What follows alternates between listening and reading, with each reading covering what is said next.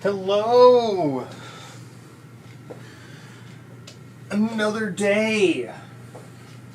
Another stream. Let's go. Let me get this going here. Chat. Alright, chat's pulled up. Hello, everyone. Move these out. Today, we have some stuff to talk about. Yeah, today, two things, alright? We're going to talk about two things. First and foremost, hope everyone enjoyed. I was not able to stream yesterday, but I did join Twist on their stream. So hopefully everyone watches that. That was fun, so thank you to Twist for letting me join them. Why is this card out? This card shouldn't be out. Let's put this here. So, yep. It's good. We're going to get guilty. So, now let's talk about things, alright? We're going to talk about some controversial stuff. But, look, alright? It's just how it's... So, we lost the Scout. The Scout died to overwhelming darkness after we fought the Bone Eaters, right? Scout died to overwhelming darkness. I had some skill issues. I had some get good moments, but I rolled a 1 on overwhelming darkness with the Scout, alright? So that means the Scout is dead. What that means is... if anybody dies, their gear will not return now because we don't have a Scout, alright? That's how the rules appear to be played. That's what the rules say. That's how the rules are written. That's how it was confirmed to be. Alright? So we're just going to go with that. So this stuff won't come back, alright? With that said, if that happens... we will get the Scout. We'll get the Scout gear grid back. I have not fought a king. Nowhere's near a king. I'm only in year 6 right now. I can't fight kings until 22. 22. I can't fight kings until year 22. I don't even know if we'll get to kings. Right? We're going to talk about it. So we're going to retcon some stuff here. All right, because of how the tasting notes panned out and stuff. So. I had put the Royal Scalpel here. I put this in someone's gear grid, which was probably a mistake. This Royal Scalpel is once per campaign, right? We can't get this again. If I lose it now and it's lost, I can't get it. But at this moment in time, I was using the whole Scouts, you know, as long as you win, you'll get your gear back as long as you brought a Scout with you, but that's not how it is. So this I should have given to the Scout. So we're going to retcon this and give this to the Scout here. The Royal Scalpel. Now the Scout will have it. Had I known that, I would have given the Scout the whole thing the whole time. Had I known that. Now, the other thing here.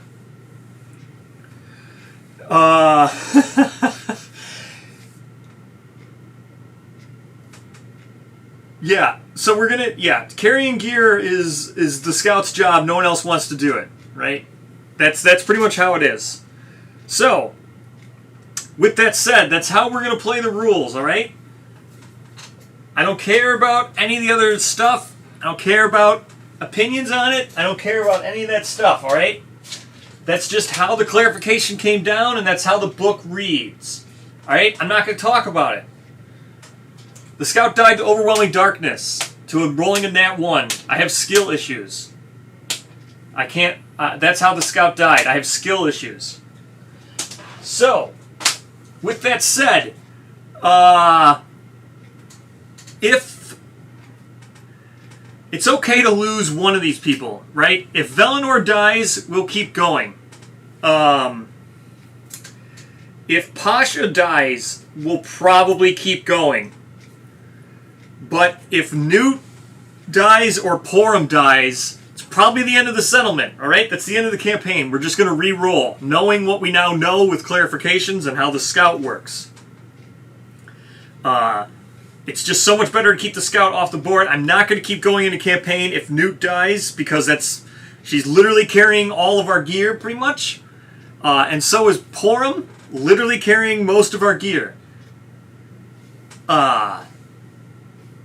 It's too risky to fight level 2s knowing that you can just roll a 1 or a 2 and die to overwhelming darkness with the scout, right? That's why I really need that lantern that lets the scout ignore overwhelming darkness. Like, we really need that. I would have built that, right? So had I known how the rules work, I would have built stuff differently. So if Newt dies and Porum dies, either one of them, campaign's over. We're restarting. Speaking of, because I'm going to lose all their gear, and they've got pretty much all of our investment from all the 6 or 7 lantern years. So, speaking of that as well, speaking of stuff that I should have built with Croc and stuff, I realized I never really talked about Croc gear, so we're going to talk about Croc gear. I never really showed it or talked about all of it. So let's do that. Let's spend a little bit of time talking about it. That way everybody knows what I could have built and what I should have built and all that fun stuff. So here's Giggling Scythe. This thing is absolutely crazy. So Giggling Scythe is a grand scythe. Sharp, reach 2, unique. When you critically wound, automatically critical wound all remaining hit locations in your attack. Giggling Scythe is crazy. Very neat. There's Giggling Scythe. Talk about Finger Darts, which is something else I could have made but didn't make. Finger Darts, range 4, consume, devour the scum from under a fingernail to gain whatever insanity, monster level insanity, right? This was something else we could have built. I didn't really need any thrown or ranged weapons or whatever. Thrown and ranged weapons are good, but they're not super great when, when like, you don't have as much hit location manipulation and stuff, right? Without knowing what AI cards you want to wound off or what bad hit locations you want to get rid of, range is not super important. Because you're just going to attack into that stuff anyway. Let's go Crocodile Eyes. Gain monster level strength if you have no foresight, and then foresight is when there are revealed AI or hit location cards on top of the decks. This is neat because we do have the Rawhide Headband, so we could have been doing this. Crocodile Eyes are made with just one of the one of resources. This is made with the eyes. So, very neat. Could have made this. Pretty cool stuff. Biggest downside of that one is soluble, because you could accidentally lose it on the hunt. The Croc Hammer here, I'm not going to talk too much about the Croc Hammer. Croc Hammer is interesting and awesome. I also used this when I was playing with Twist last night. Croc Hammer seems to be attached to me. It was the first weapon I built. Croc Hammer is cool because of Clobber, plus 4 strength when attempting to wound a super dense hit location. I thought this would help a lot more against Crocs, but I really haven't been hitting that many super dense. So yeah, I haven't been doing it, right? It would be cool, but we haven't done it. But Clobber is still cool. The Bone Hammer I think is still pretty good. This was pretty cheap, right? Yeah, this is pretty cheap. We made one. Pasha's using it. She's been using it pretty much the whole time. I think this is one of the better ones. Then we have the Crimson Pearls. I'm not going to talk about Crimson Pearls. Crimson Pearls is was revealed during one of the Kickstarters. That was Kickstarter updates. That was just the one where you gain plus 3 bleeding tokens. It's a neat one. Not really going to show Crimson Pearls. You can get better images and stuff from the Kickstarter. And everyone knows what it does. So here's Crimson Bow. Here's the bow we did talk about building. We could have saved up and built this. I know we talked about it in the first episode after prologue about what we wanted to build. This was one we could have saved up for. I think this is better than Catgut Bow. They're still cumbersome and stuff. This one doesn't have the snipe from Catgut Bow or aim. Whatever the Catgut Bow's ability is, I forget what it's called. This doesn't have that.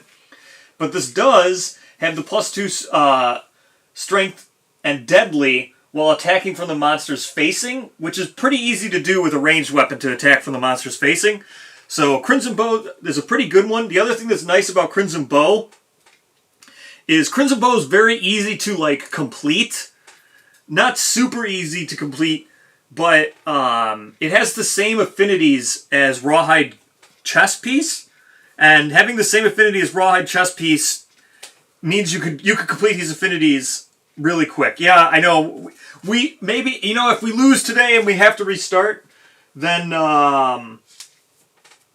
maybe we'll go bow. Here's the one that I really like. I like this saw. I think Twist was using this saw. It's pretty good. This was one that we couldn't make.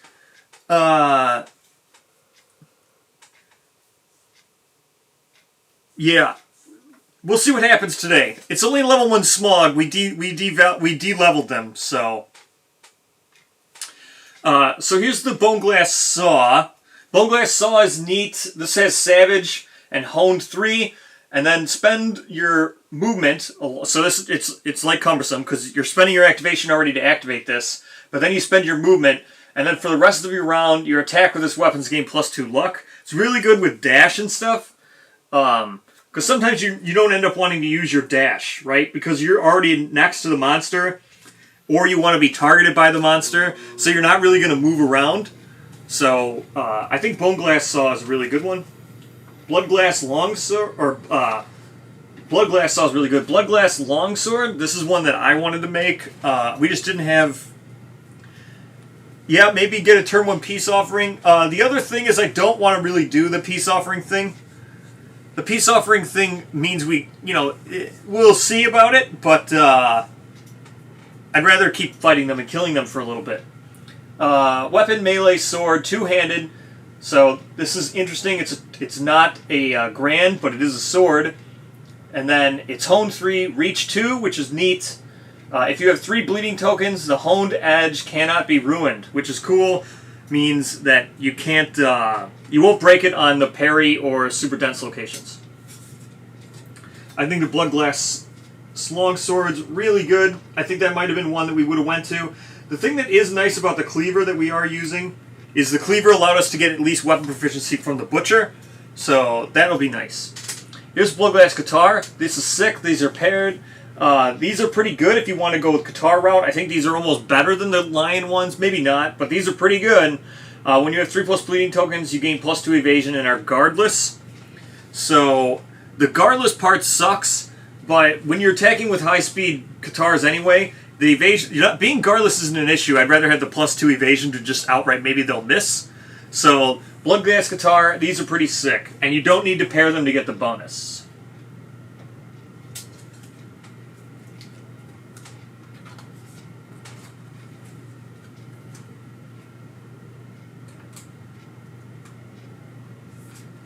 So here we have Blood Glass Dagger.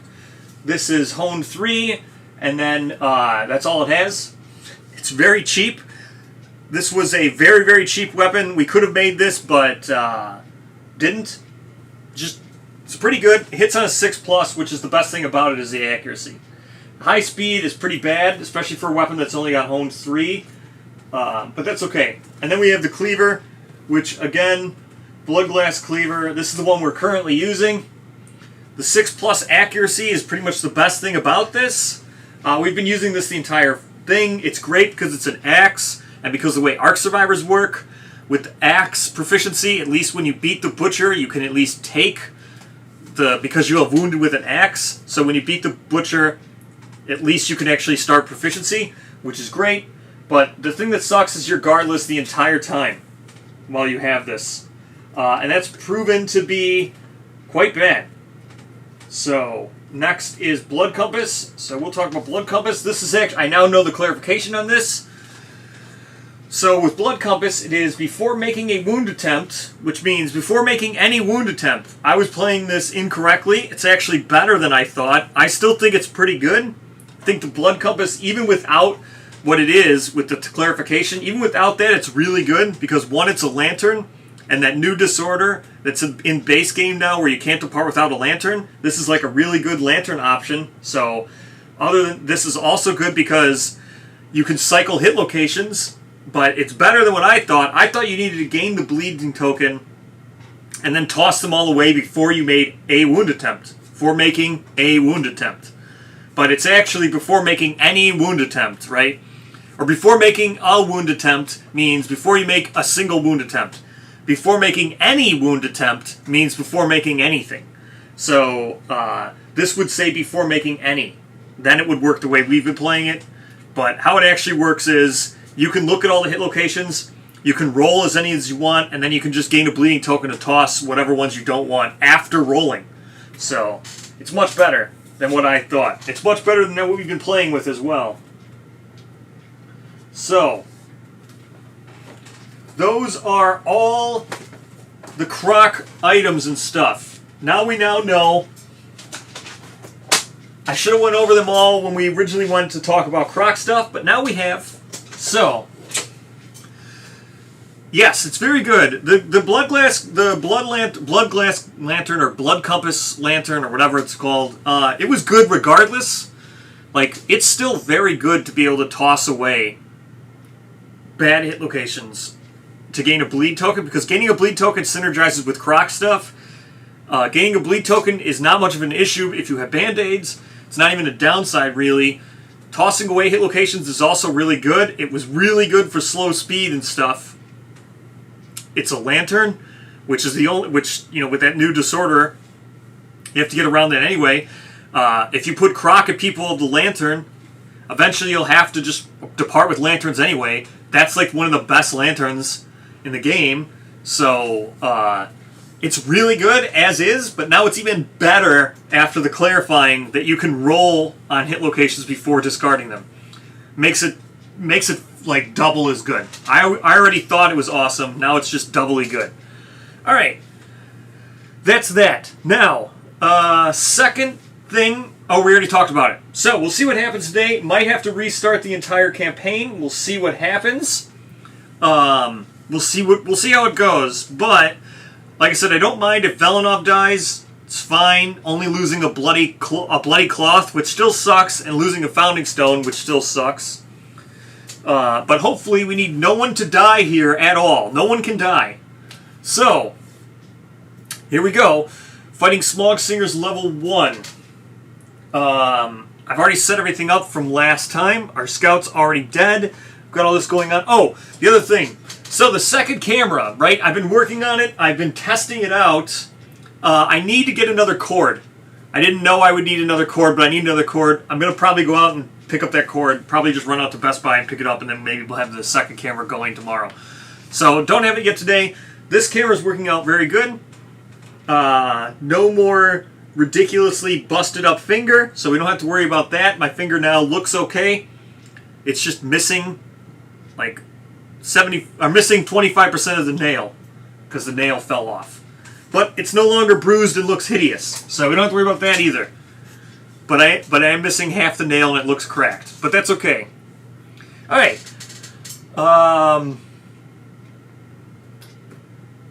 Got everything. I did all my arrival. Hold on, I'm just checking to make sure I did my on arrival stuff. Stone noses. I think I did it. Newt has 1 survival. No one else has survival at all. So I'm thinking I did it. 1 insanity. Newt's got 22. Probably did it.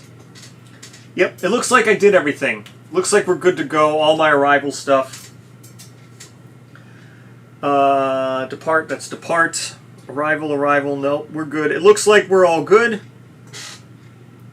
Yeah, we're good. Alright, let's start here with the monsters going first. This time I did set them up correctly. They are facing the smog thing. Let me make sure this is all correct. I'm just counting the hit location cards. They should have 12 in here. So let's just count out 12. 1, 2, 3, 4, 5, 6, 7, 8, 9, 10, 11, 12. We're all good. I'm going to give this another shuffle, just in case. Alright.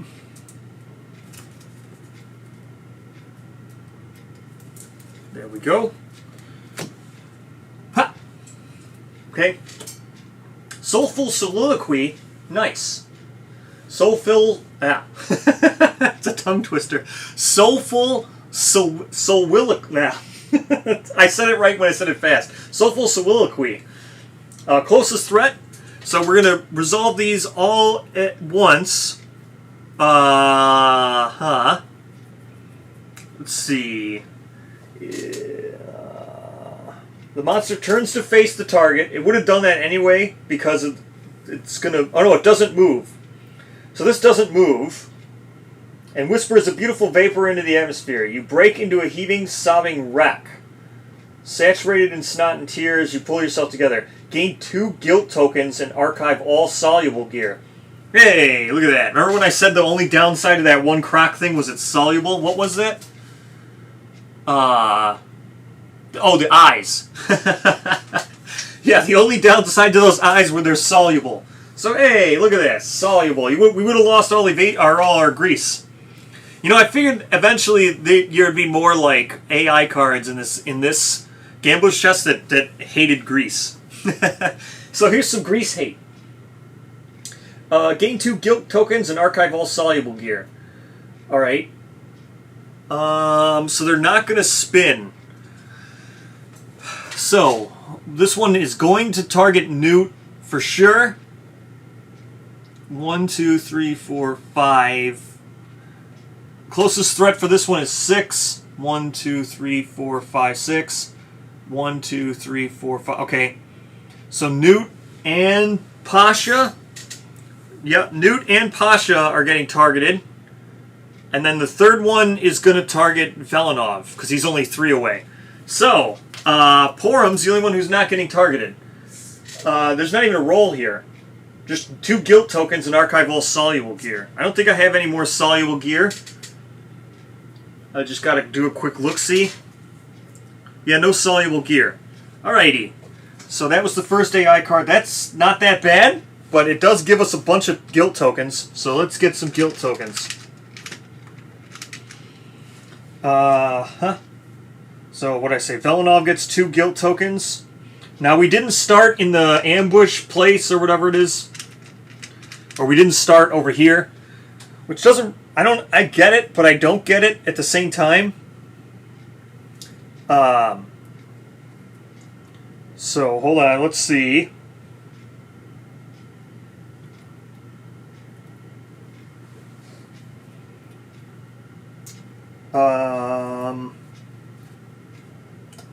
Oops, this went to the wrong person. This was actually supposed to go to Newt. So Newt's already got herself two guilt tokens. Yep, we're going to be super guilty this whole time. We'll see how it goes. Now, they only have 13 health, so hopefully we might be able to kill them off before they do anything. So let's just go right at it, get things right started. 1, 2, 3, 4. That's all Newt can do. She's only got 4. 1, 2, 3, 4. So this is the other downside too, because I've been thinking about it, right? There's a lot. I'm not going to talk about it. I just don't want to talk about it. All right. There's a lot of discourse. There's a lot of discourse in the community Discord about how scout rules work. I don't want to talk about it. All right. Everyone can have their own opinion on it. I don't care. All right. I'm just going to read the rules as they're written and play as how I'm told to play. But I was thinking about it, right? Because Dark Impulse kind of gets a... Dark Impulse isn't really super great, right? Not right now, because you could just think, well, without the scout, let's just consume, or let's just Dark Impulse everybody, and then have only the scout remaining and everything, and then we'll just be fine. But we can't, like the way the scout rules work, Dark Impulse is now blocked to us. Because if we Dark Impulse somebody right now, that means we're losing their gear because the scout's dead.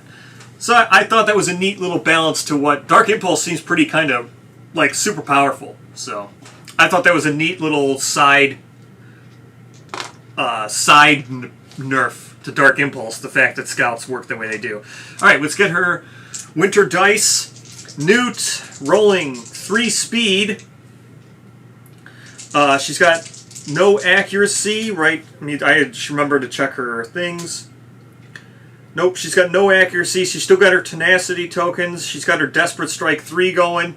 So we got 3 speed, hitting on 6+ because we're not in the blind spot. Do we face any consequences last Smog fight regarding the number of guild tokens we had? We did not face any consequences. So, alright, so my rules for spoilers, right? I won't talk about spoilers if I haven't streamed it. I have now streamed. I didn't want to spoil Twist. So if you noticed last night when I was playing Twist and everything, I didn't want to spoil it for them, right? I didn't talk about stuff. I didn't talk about the mechanics. I let chat choose all my moves and everything because I didn't want to do it, right? So I didn't want to spoil it for them. I didn't want to use my knowledge of how to get around stuff. But I've streamed a Smog Singer fight now, right? So do you guys care if I spoil and talk about the AI? Because I will talk about what happens with guild tokens if you want me to. Because I don't mind anymore. In my opinion, I've streamed it. There's a previous episode with Smog fight. So as far as I'm concerned, I can talk about this stuff and I'll answer it.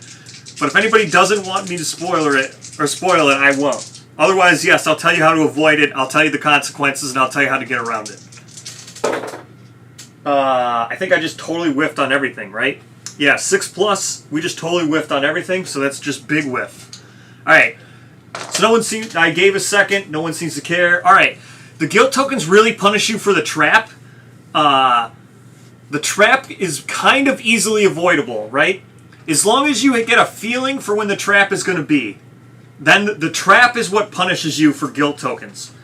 But the way the trap works, only the Smog Singer who got attacked will trigger the trap. So last time, even though Newt had like 35 guild tokens, as long as I just didn't attack with her until we triggered the trap with someone else, it literally made no difference. So as long as you're not near the one that gets attacked when the trap triggers, your guild tokens won't play a factor.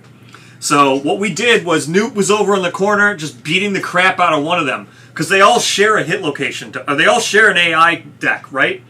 And they all share the same amount of wounds. So if Newt's just beating the crap out of one over in the corner, and then if you just have someone pestering one, just like kicking him in the shins or attacking his ankles or whatever, well, they don't have ankles. But if you just pester one of them, you don't even have to do damage. Just pester one of them with hit locations until they draw the trap, then that one will trigger the trap. And Newt will be fine. So it seems that the best way to handle this is to just have all your damage dealers just beating the crap out of one that's over in a corner. And then just have another one that you trigger the trap and you trigger the bad AI cards with. And then your guild tokens mean nothing. So there you go. But if you do trigger the trap by accident, and again, we don't have like cat eye circlet and stuff. If you had it, I think if you had a if you did trigger the trap, what happens? Lots of instant death, general kingdom death stuff. So what happens if you do trigger the trap? Kingdom death stuff. Just think that. That explains it. Just kingdom death stuff happens. If Newt would have triggered the trap with 35 guild tokens, she gets like blinked out of existence. Just you know, kingdom death stuff. The worst possible deaths. Typical KDM. Other things like, let's see, if you're singing and you trigger the trap, you don't want to be singing when you're triggering the trap.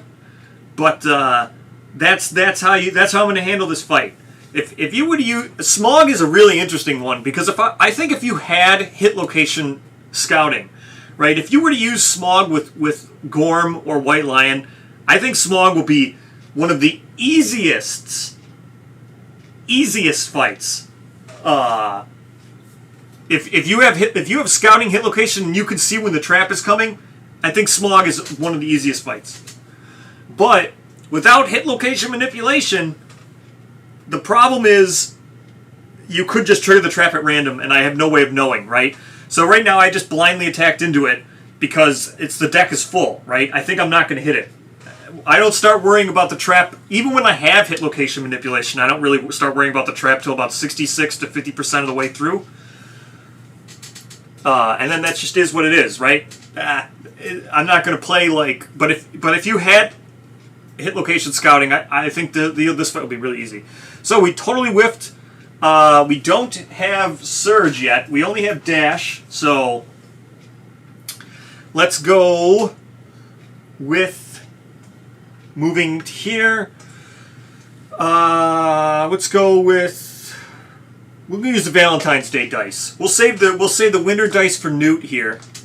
We'll use the Valentine's Day dice today with. Oops. Let me get rid of this. We'll use the Valentine's Day dice today with, what do we got, Porum here? Yeah, Porum and his hand fluter. Let's go, ham fluter. 2-speed, hitting on a, I think actually hitting on a 4+, or 5+. Yeah, 5+, because he's got a death token. So he's got a death token. He's going to be hitting on a 5+. He's got +1 strength.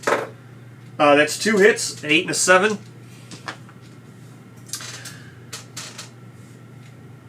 Yes, that's why it cycles its own deck. The things seem to cycle. Oh, well, here we go. Okay, the very top card was Murder. So there we go, Song of Murder. Here, I'll explain the trap now. Literally the very first card. Okay. All right. See, so here's how it works. Hey, what do you know? I get to explain it. So the trap. The Smog Singers turn red with anger. Their face contorting in rage. The attacker gains a guilt token, so they're guilty now. Oh no, this was Porum. This was Porum's first one. He's only got 1 guilt token. All survivors are doomed. If the attacker used a ranged weapon, we did not. The attack Smog Singer begins to sing a harsh tune. The attacker and all survivors in the Smog Zone suffer emotional breakdown. So it's within 3 spaces in all directions. So, this is not going to get to Newt. It is going. We're going to have to resolve it with Velenov. We're not going to have to resolve it with Pasha or Newt. So we don't have to resolve emotional breakdown with Pasha or Newt. Just Velenov and Porum. And then we reshuffle. So, here we go. Let's see. I'll look up emotional breakdown here in a second. Let's just shuffle this up.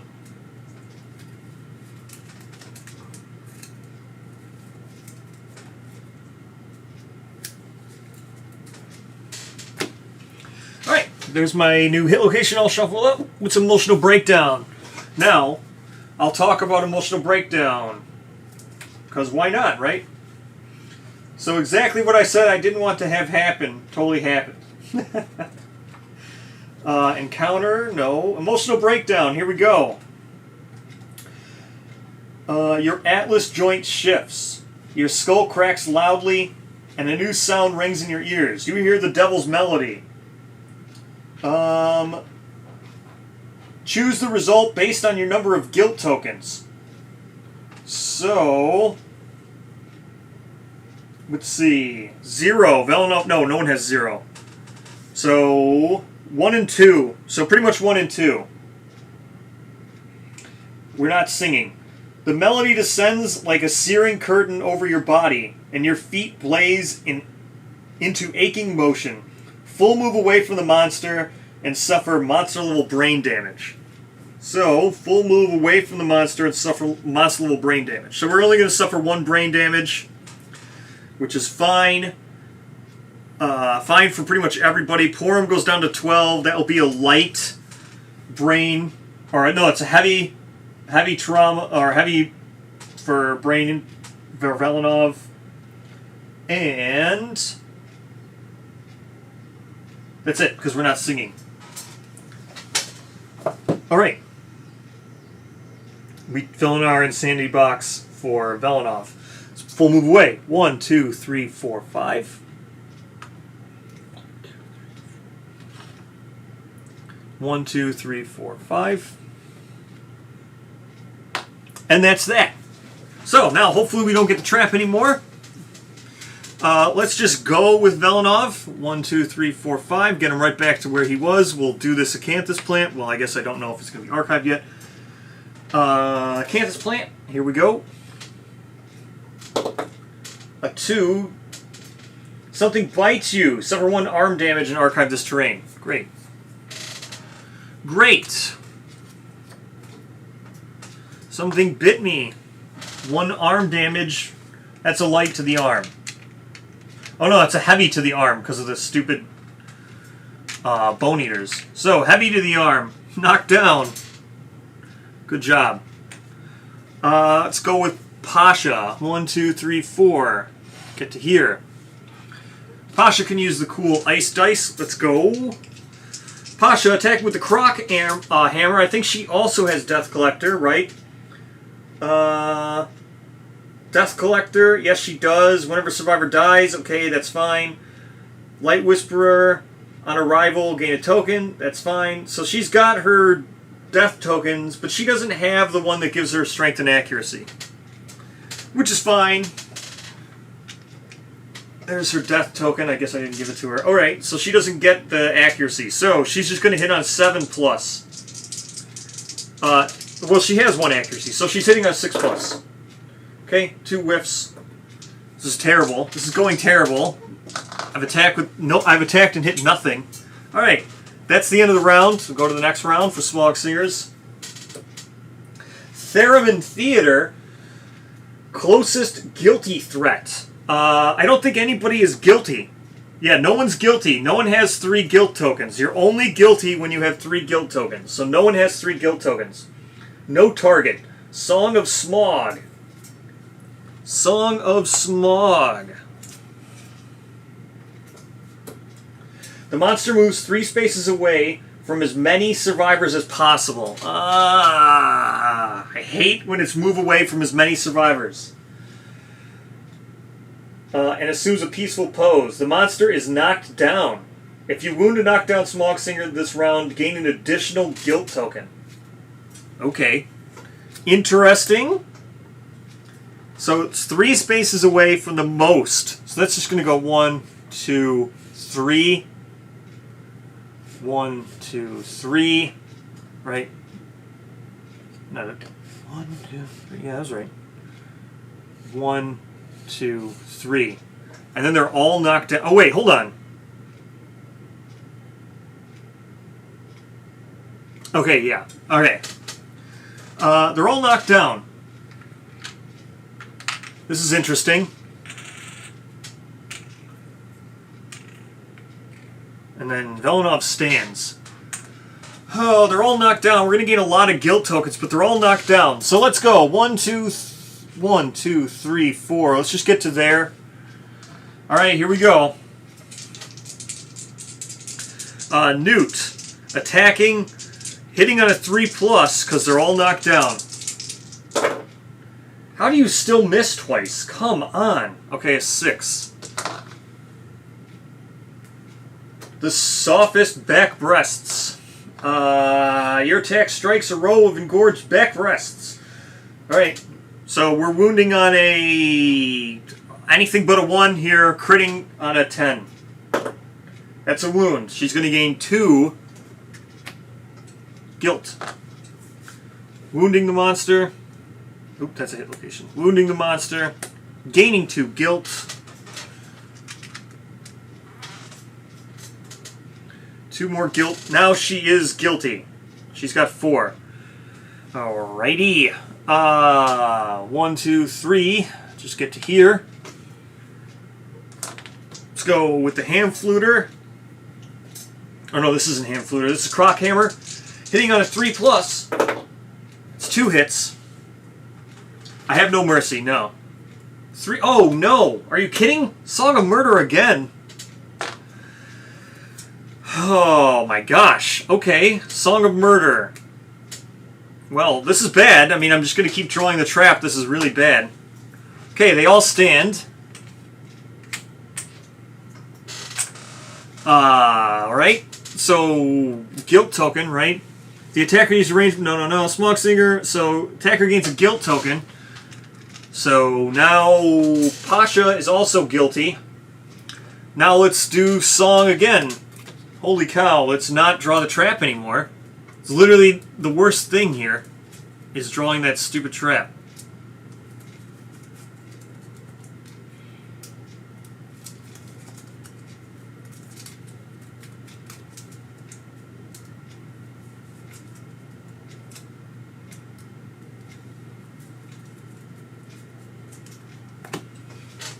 Alright. Again, I know it looks like I'm just cutting the deck a lot, but I am doing the riffle shuffling. Alright. This one's only going to hit the two of them, which have 4 and 3. Yeah, 4 and 3. 4. Well, let's do, yeah, so 4. A gilt whipworm manifests the tune, jiggling your organs with increasing vigor. Shaken, you lose your balance, suffer vibration damage equal to your guilt tokens, and bash. Okay, Newt's going to take 4 damage, so she's going to take 1 to the body, bring her down to 2. 1 to the legs, bring her down to 2. I guess 1 to the body again to bring her down to 1. 1 to the arms to bring her down to 1. And then she suffers bash, so she's knocked down. Okay. 3.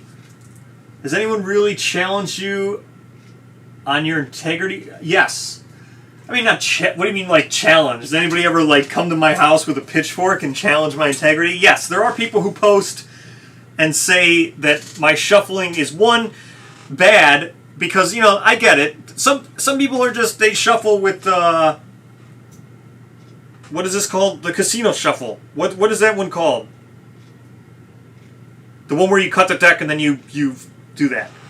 Yeah, there's times where I get comments and then everyone's like, you made the whole deck without hitting the trap. And it's like, yeah, I guess. Yeah, it happens. But then there's also times where, like, I draw the trap literally like this. Yeah, I think some people just don't think it's true random, right? Because there's that. I've also been in comments be like, you have to casino shuffle 4 times to get a true random deck or something like that. I don't know. So yes, it does come up. It's whatever. Whatever that thing is. I'm sure someone else here knows it. I'm sure someone knows it, right? What's a true random? Is it 6? Is it 6 casino shuffles? 3. The melody descends like a searing curtain over your body, and you feel, and your feet blaze. All right, so this is the same one. She wasn't singing, so she's just going to get the full move away and 1 brain damage. 1, 2, 3, 4, 5. 1, 2, 3, 4. And 1 brain damage.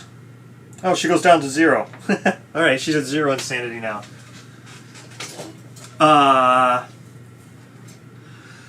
Well, we can't get to anyone else, so let's just go 1, 2, 3, 4, 5. Get to here. We'll do the smog incense. 1, 2, 3, 4, 5. We can do it twice if need be. So first we'll do it with Velenov for the smog incense.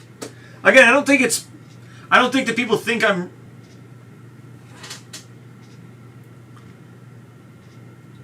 I think it's just they don't think I'm doing a true random. Whatever the thing is, I forget what it's called. All right. Smog incense. This one's going to be with Velenov first. A 9. Damn, I think this archives it, right? Gain whatever survival, and here your survivor archive this terrain. Damn. Well, I can heal. There. Healed, and they gained 1 survival. It's good enough, I guess. Would have been nice to actually be able to do the terrain, but that's okay. It's the end of the smog incense. Alright. Let's draw the next AI card. Huh. Reverberating connection. Guiltiest threat. Okay, so we're looking for guiltiest threat. Now remember, Porum is not guilty because they only have 1. Velenov's not guilty because they only have 2. Newt is the guiltiest survivor, but she's not a threat because she's knocked down. So the guiltiest threat needs to be standing, or needs to be a threat, and have 3 tokens. So the only one is Pasha, who meets this quality. No targets. Okay, so it's move and synchronic attack. Alright. It's going to be... Whoa. This is quite interesting. Move and synchronic attack. So this isn't move into range. This is move and synchronic attack. So 1, 2, 3, 4 to get to here. So now she'll do her synchronic attack, which is going to be 2 speed. We'll use the black dice for the Smog Singers. 2 speed. Pasha has no evasion. So 2 speed, 4 plus. That's 1. 1 vibration damage. So she'll take that to the waist. Brings her down to 1. Next. We'll go this guy. 1, 2, 3, 4. Oh, can he not make it? He can't make it. 1, 2, 3, 4, 5. Oh yeah, he can. 1, 2. They have 5 movement or 6 movement? 6 movement. Okay, he can make it. Boing. Or actually, he'll go here. So that's going to hit Velenov and Pasha. So Velenov and Pasha, 2 speed, 4 plus, 1 hit. So they're both going to take 1 damage. Pasha will bring her body down to 1. Oops, down to 1. Set it to 6. Down to 1. Velenov will take his... He'll just take a light to the hands, I guess. Light to the hands. And then, if a survivor suffered damage from this attack, the sound resonates with their guilt. They suffer damage equal to their guilt tokens. Alright. So, 2 damage. Well, they suffer damage. Alright, so this isn't vibration damage.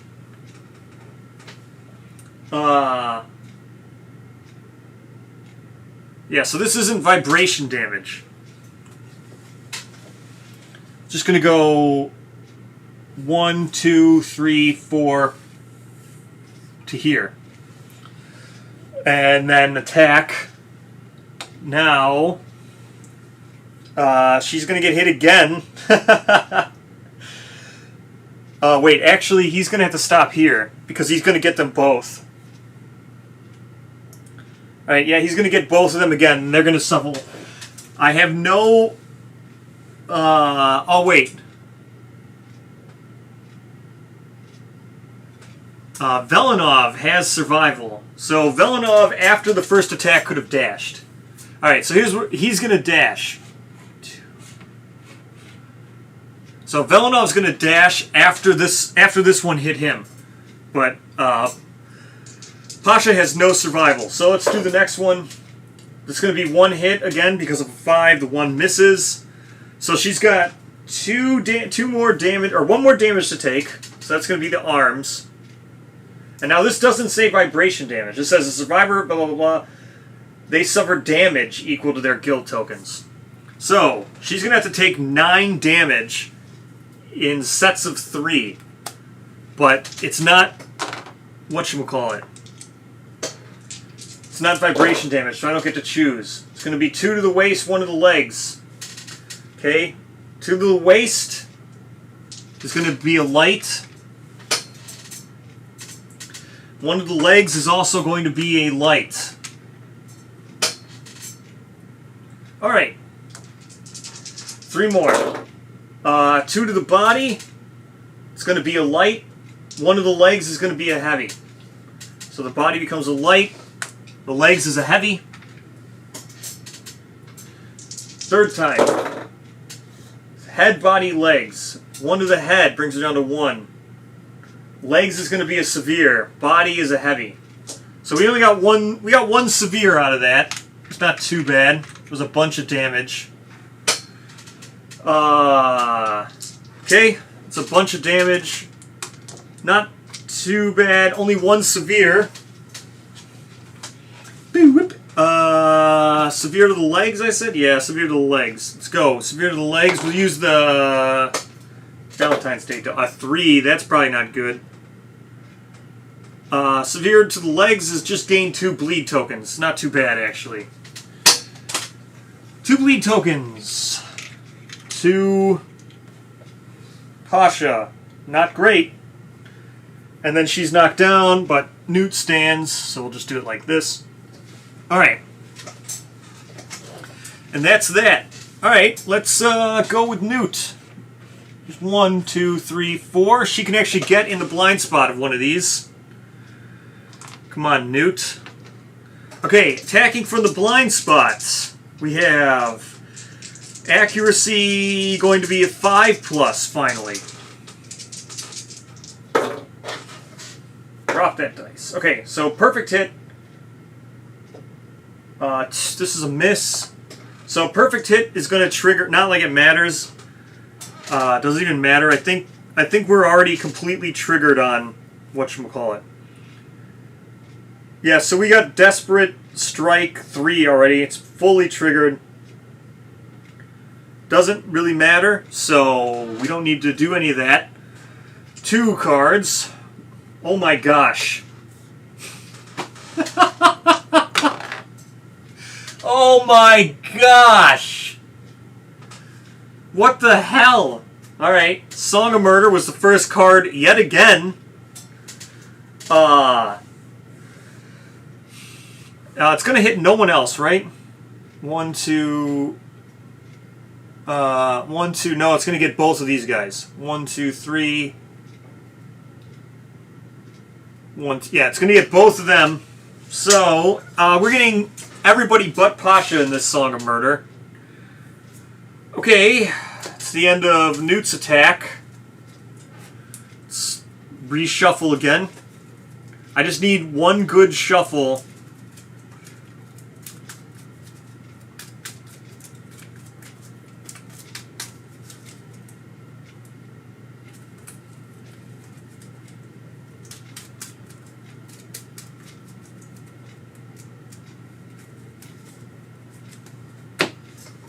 Alright. Nothing really changes here. Oh, the attacker gains... I know, right? Newt gains 1, so she's at 5 now. Oh my gosh. Yeah, we'll see if we get... she's at 5, so we'll trigger the thing on Newt first for 5. Emotional Breakdown for 5. I'm going to bookmark Emotional Breakdown. Or should I bookmark Emotional Breakdown? I'm not going to bookmark Emotional Breakdown. I don't think we're going to draw it anymore. Alright, Newt. First, she got 6. No, she's got 5. She's not singing. Suffer vibration damage equal to your guilt tokens and then be knocked down. Newt's going to have to take 5 damage. So she's going to take 1 to the legs, 2 to the legs, 3 to the waist, 4 to the body, 5 to the arms. Brings her down to 0 in all those locations. Next, we've got these 2. Melanov's only got 2. Melee descends, blah, blah, blah, blah, blah, blah, blah. Full move away from the monster and suffer 1 brain damage. 1, 2, 3, 4, 5. That's a brain trauma. Oops, why did I roll out here? It's a brain trauma. Okay, a 10. Brain trauma. 10. Frenzy. 1d5 insanity, 1 speed token, and 1... Okay, so Velenov suffered Frenzy.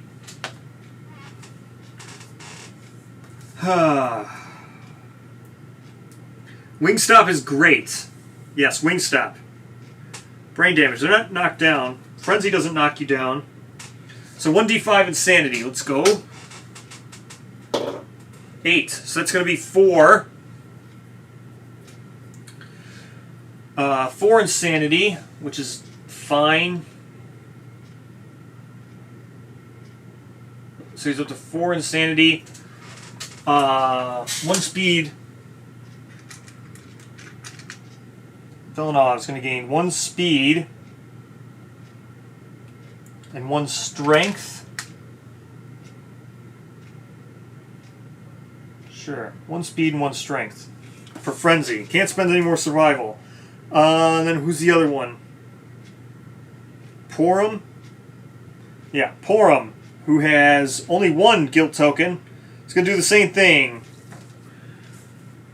1, 2, 3, 4, 5, and suffer 1 brain damage, so he comes down to 11. Alrighty. That's the end of that. It's the end of that trap. Oh my gosh. Okay, that's the end of that trap.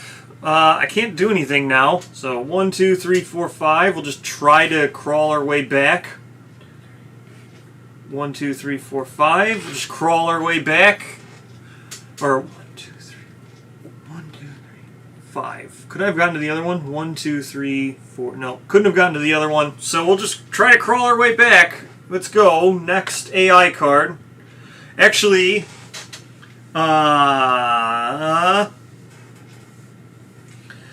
we're just going to have Newt encourage. How about that? Newt's going to encourage, spend her 1 survival, and then she's going to spend her 2 tenacity tokens to get 2 more survival and trigger tenacity 3. So she's going to trigger tenacity 3. Again, she's fist pumping because she's selfish. Alright. Tenacity 3. Let's go. Tenacity 3. So it's exactly what I thought it was going to be. It's just 3 tokens. So we're at Tenacity 3. That goes in our deck if we get that far. Newt's got 2 more survival still. Because she spent her 2 tokens to trigger Tenacity. She's at Tenacity 3. That has no more observations, but she's there. Tenacity 3. Sick. Alright. Let's go with Fist Pumped. Now that I've Fist Pumped, let's attack with Pasha. She cannot get into the blind spot, so let's just attack with Pasha. She's got 1 accuracy, so she's hit with 6+. Double miss. That was a great fist pump. Alright, next turn. Acoustical greeting. Adjacent threat. No adjacent threats. Closest threat. Okay. 1, 2, 3. 1, 2. So down to here. Alright, now they're all in position. And move and synchronic attack. Okay. Now they're all moving. And they're synchronic attacking. Okay. Here we go. Deflated. The monster size and crumbles knocked down. Okay, they're not deflated. Alright, here we go. Newt first. 2 speed. Hitting on a 5+. 2 speed of 5+. It's 2 hits. For 2 vibration damage. She takes 1 to the head. She'll take a light to the waist. Alright. Pasha. That's 1 miss.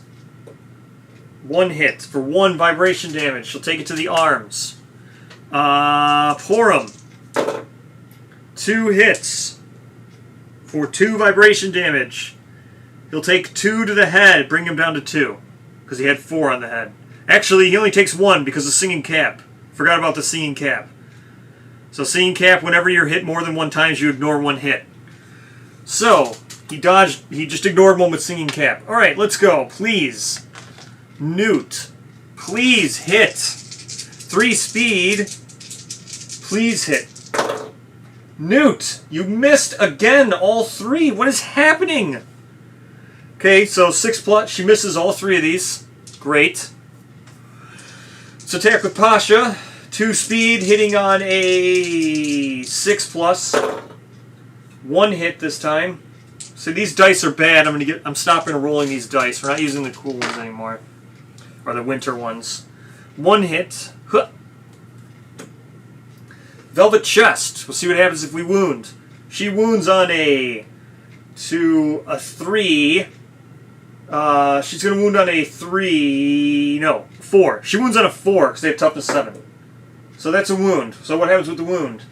Smog pours from rows of memories on the monster's back. Full move the monster towards the attacker. Already there. If adjacent, Smog chokes you. Suffer 1 brain damage, so that's going to be light insanity. If you are insane, she is not. You see it, blah, blah, blah, blah, blah, blah, blah. With a single punch, it knocks you out. Suffer, nope, that doesn't happen because she's not insane. Alright, so she's just going to take her light brain wound, and we're going to deal 1 damage. Man, this is the slowest, most ridiculous Smog fight ever. Light brain wound. Alright, now let's attack with Porum. Porum in the hand fluter. 2 speed, hitting on a 6+. It's 1 hit. We gain 1 survival because of the hand fluter, and we gain 1 insanity, going back up to 12.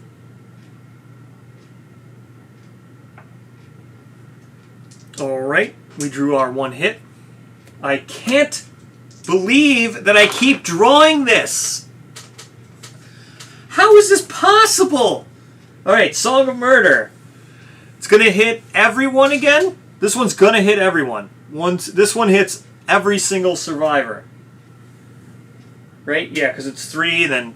Yeah, this one hits every single survivor. I think Newt's probably dead here because of Song of Murder. Someone else, he gains a guilt token. This is insane. This is absolutely insane. So Porum gains a guilt token. Everyone's going to emotional breakdown. Actually, I forgot to give... Yep, this is 6 times. It's going to give another guilt token to Pasha because she did wound. Alright. This is insane. Let me shuffle this up again. I will do the casino shuffle that everyone wants me to do. I hate doing it, but there we go. I hate doing it.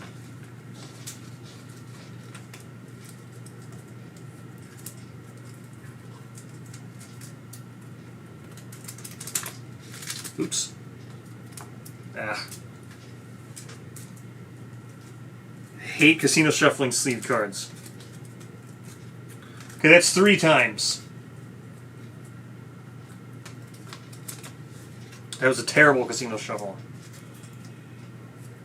That is 3 times. Let's go 4.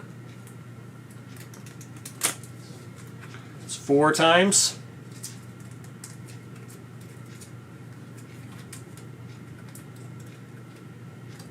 Oh, that was terrible.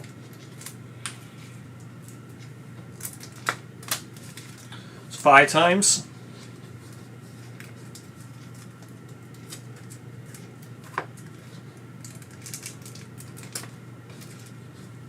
Six times, which is also terrible. Oops. And then I'm going to cut. So there we go. That was 6 times plus the cut.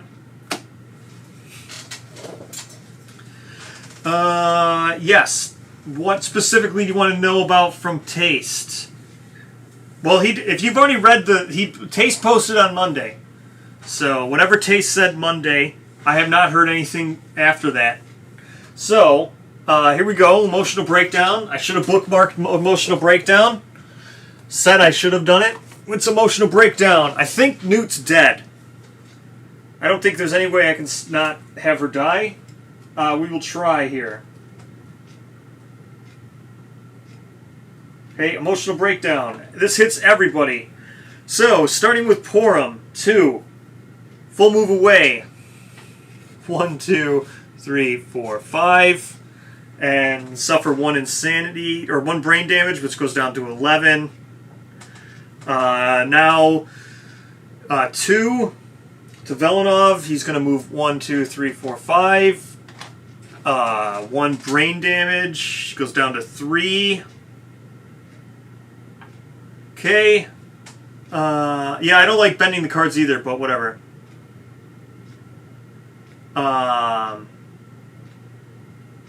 Yep, we'll see what happens. Trap's probably still close to the top. It is what it is. Next is Pasha.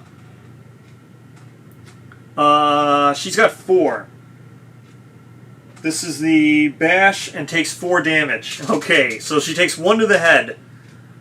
1, 2 to the waist, 3 and 4 to the arms, which puts her heavy everywhere but the head.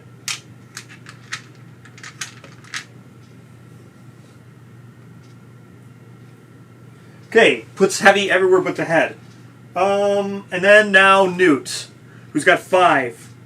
Same thing, she's going to suffer 5. So 1, 2, 3.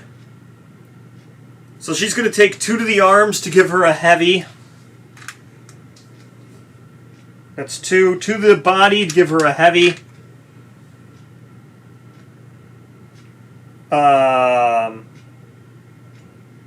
1 to the waist to give her a heavy, and 1 to the legs to give her a light. Okay, that's that. Those 2 are knocked down. Alright, there we go. That's it. Can't do anything else. Just throw the cards into the air and pick them all up with your closed eye. Truly random. Yes. Alright, that's that. I've done 2 damage. Just go to the next card. Let's see. Furthest threat in range.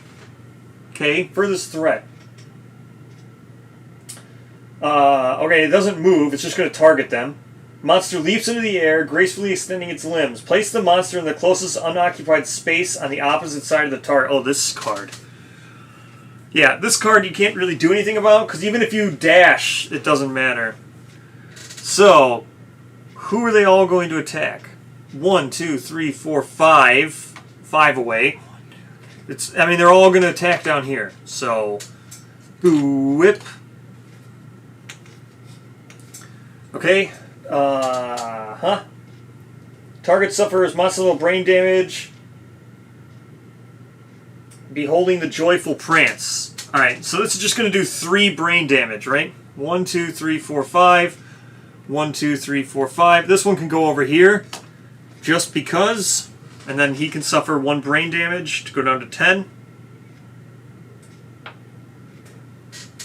1, 2, 3, 4, 5, 6, 7, 8, 9 away. 1, 2, 3, 4, 5, 6, 7, 8, 9 away.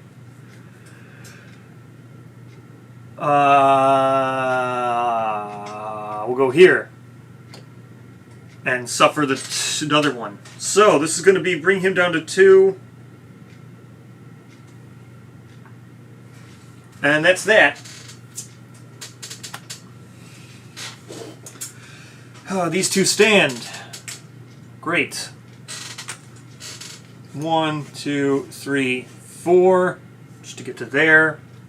1, 2, 3, 4, 5. She can get there. 1, 2, 3, 4, 5. She can actually attack. Hooray! Let's see if we draw into traps. Pasha attacking 2 speed, hitting on a 6+. Double miss. Perfect. Alright. Next, Ham Fluter. 1, 2, 3, 4, 5. He can get into blind spot. Ham Fluter, 2 speed, hitting on a 5+. That's 2 hits. 2 hits. 1, 2. Not the trap, thankfully. Okay, let's try to wound the top one here. So, what's the Ham... Well, the Ham Fluter, he's going to get 1 survival. He goes up to 2. 1 insanity. Goes back up to 11. 3. So, he's wounding on a... Yes. What do we got here? Wounding on a 3. Wounding on a 4. Wounding on a 4. 7. This is a wound. Did 1 wound. Okay. Reflex. 4. A 1. Doesn't matter. Missed. Tears stream down the monster's serene face. It moves spore spaces away from the attacker. If the attacker is insane, they cannot help but laugh. Okay? All non-death survivors gain a guilt token. It's everybody. And then he moves full moves away or 4 spaces away. 1, 2, 3, 4. Okay, so he moves 4 spaces away. If still standing, the attacker may pursue the monster. If they do, their aggression is shocking. Survivor with the least guilt tokens gains 1. So everyone's going to gain 1. So let's give everybody 1.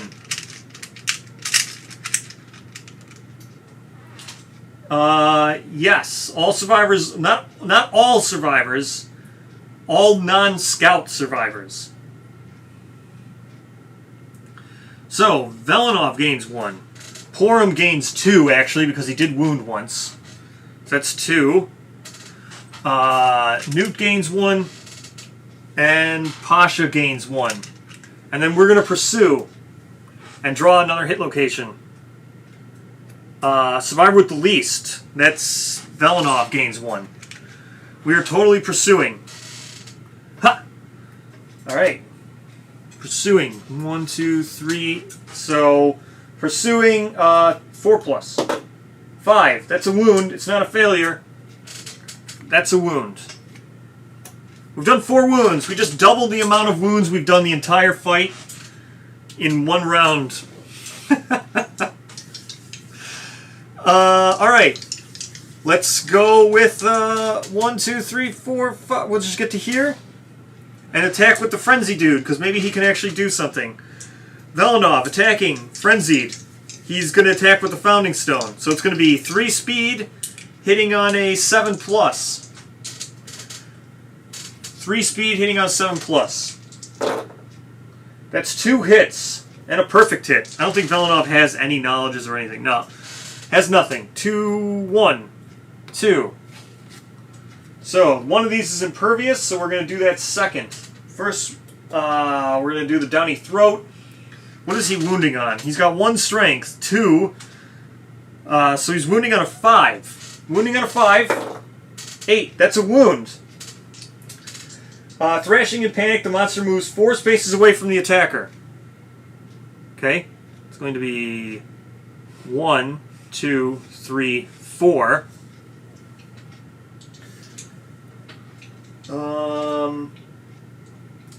If still standing, the attacker may pursue the monster. If they do, their aggression is shocking. All survivors gain 1 guild token. I don't know if I want to do this because this is super dense. I think I'm fine because I'd have to deal with this. I don't want to have to deal with this super dense and this reflex. So I think I'm just going to let him... I'm not going to pursue, not going to gain any more guild tokens. We're just going to discard that impervious, do our wound, take our guild token. Yes, we will be eating Velenov. There we go. Everyone's got 5 now. Well, everyone has at least 5. Alright, this is kind of turning around. I think they're half dead. 1, 2, 3, 4, 5. They're just about half dead. AI, yeah. Didn't I? Nope, they just have 2 of these cards. Just so you know, there are 2 of them. I didn't re-put the other one back on top. So the second card, so the same exact thing again. Just going to do the furthest threat. So furthest threat is almost always going to be her. I don't see how it wouldn't be. So, place a monster in the closest unoccupied spaces, and they get 3 brain damage. Pretty much everybody, the closest or the furthest threat is going to be her and Newt. So this one's going to be Newt, obviously. So it's going to go here. Newt's going to take 1 brain damage, coming down to 21. That's that. Then these 2 are going to go over there. So, whip. Actually, whip. Pasha will take 1 brain damage. That will cause brain trauma. So it's brain trauma on Newt. If Newt gets, or not Newt, if Pasha gets knocked down, she won't be a threat. So then it would be Porum. But I need to we'll see what happens if she gets knocked down from the brain trauma. 5. Probably getting knocked down? Sounds like that's going to be a knockdown. Danger Sheezer. You thrash her own wildly, doing 1 to yourself, and blah, blah, blah. Gain a random disorder and 1d5 insanity. So she's not getting knocked down. She's still going to be a threat. She's going to gain 1 insanity and lose it instantly, because this other thing's going to jump over her. So she's going to gain 1 insanity and a disorder. Yeah. Corporal Lila. All your gear is noisy. Good. I love Corporal Lila.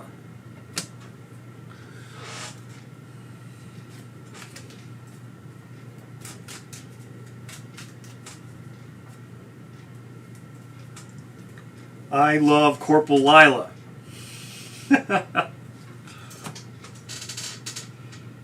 So, Pasha's got Corporal Lila.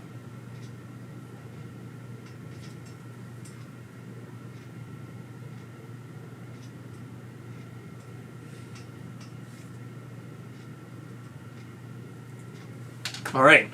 And then now this happens anyway. Goes to here, and she's going to lose her 1 insanity she just got from that spectacle. Alright. Newt, please, let's go. 1, 2, 3. She can't get to the blind spot. 1, 2, 3, 4. Just go to here. Newt, please. Please, Newt, let's go, please. 3 speed. It's hard with the blind spot of these things. The blind spot would have been here because she was here. So, the blind spot's these two. 3 speed, hitting on 6+. She got 2 hits and a perfect hit. She gains an intense amount of strength. It doesn't really matter. She's going to gain 6 strength, but she was wounding on 1s anyway. So 2, 1, 2. Alright, I have to do the first strike first, which is terrible. It means I need to re-roll, right? Is this the re-rolling one? No. I dropped my Valentine's Day dice. I need those. They've been working out very well. Is this the one where I have to re-roll? Monster attempts to communicate with the turn. Turn to face. Oh, suffer monster level. Okay, that's fine. This is not the one where I need to re-roll. Suffer monster level brain damage. Oh, no. Well, let's roll a wound this, and then we'll decide what happens. Let's roll the wound. Just anything but a 1. Okay, that's a wound. Oh man, it would have been great to cancel this. Okay, suffer monster level vibration damage. Alright, what should we do? That rolling dive thing from the nice would be good for getting the blind spot. Yeah, I know, right? That's okay, what do we do here? What's this one? Your attacks? Alright, any kind of damage she has to take 1. She's gonna get knocked down. Or do I risk rolling a severe injury and trying not to get knocked down? And then keep attacking. So she's going to do a wound. She's going to gain her guilt token. She gains her guilt token. She does a wound. Alright, she's going to take it to the legs and get knocked down. Because that will be a severe injury. Or a heavy injury. And now she's knocked down. Whip. From this. So I can't do the other one. Because there's just nothing I can do. Awesome. Well, that's that. 1, 2, 3, 4, 5. We can get into the blind spot. Attacking with the ham fluter. Hitting on a 5+. It's 1 hit. 6 crossed arms. Alright, here we go. Can we get a critical? That'd be nice. Wounding on a 4. It's a miss. So we didn't get the wound. Nothing happens. Alright, let's go 1, 2, 3, 4, 5. 1, 2, 3, 4, 5. Alright. Attacking for the blind spot. No, she got knocked down. Oh, was that first strike not a reaction? Why did I think it was a reflex? Oh, you're right. It's not a reflex. Yep, she just gets 1 and knocked down. I assumed it was a reflex because it had a critical hit location on it. Meaning that, like, you'd get a chance to attempt. Alright, so she doesn't do that wound. We'll just put the wound back. She doesn't gain a guilt token, which is fine. Yep, she would just get knocked down. I assumed it was a reflex because of the critical wound on it. I thought I could try to cancel it. Alright, so she didn't do the wound. Let's attack with the thingy. Croc hammer. Hitting on a 5+ because she's got 1 accuracy and she's in the blind spot. 1 hit. Please be a hit. This is a reflex. See what happens. She's going to wound on a 3+? No, 4+. Wounding on 4+. 6. So she is wounding. She will do a wound. Ugh. She'll do a wound. She'll do this AI card now. And now reflex. Full move the monster towards the attacker. Already done. If adjacent, gain 1 insanity. And flip your song card. Alright, so she's going to start singing. What is Pasha singing? A Song of Solidarity. When this is turned, face up, remove all your guilt tokens. What? That's good. Your voice calls out to the Smog Singers, warning and encouraging them. All monsters gain +1 speed.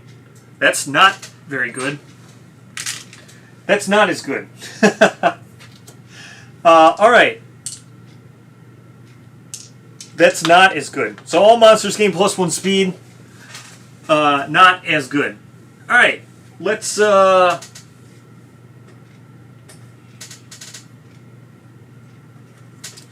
shuffle the AI deck. There's a chance here we could make it out of this with everyone alive. There's a chance. We need to do 1, 2, 3, 4, 5, 6. We need to do 7 wounds. We've done 6, so they're half dead. We just need to do 7 wounds. 7 wounds isn't that much, so yeah. Soulful Soliloquy. Closest threat. Alright, we'll just move you first because Newt's knocked down. So 1, 2, 3, 4. Actually, would Pasha be the closest? 1, 2, 3, 4, 5, 6, 7, 8, 9. 1, 2, 3, 4, 5, 6, 7, 8. Yeah, I was right. 1, 2, 3, 4, 5, 6. That's one guy moved. The other 2, closest threat. They're already adjacent to people. Alright, let's do these. Monster turns to face target and blah blah blah blah blah blah blah. Breaking, heaving, wavering size. Gain 2 guilt tokens and archive all gear. Okay. Just more guilt tokens. Is there a way to stop singing? Not that I know of. You could die.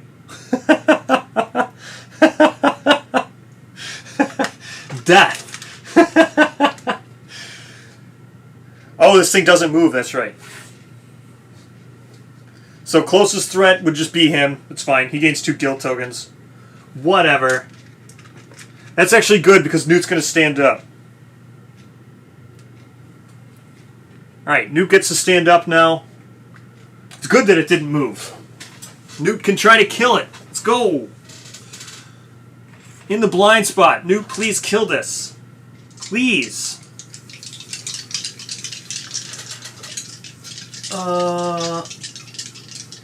No. All songs do not remove guilt tokens. Only that one. Let me grab non-used songs. So these songs right here are ones I'm not using. So these songs are ones I'm not using. Oh wait, these ones do all remove all your guilt tokens. But I know they don't. So these ones also do. Turn face up, you move all your guilt tokens, guilt tokens, guilt tokens. I think there's one. No, Broken Joe wouldn't stop you from singing. It doesn't say that.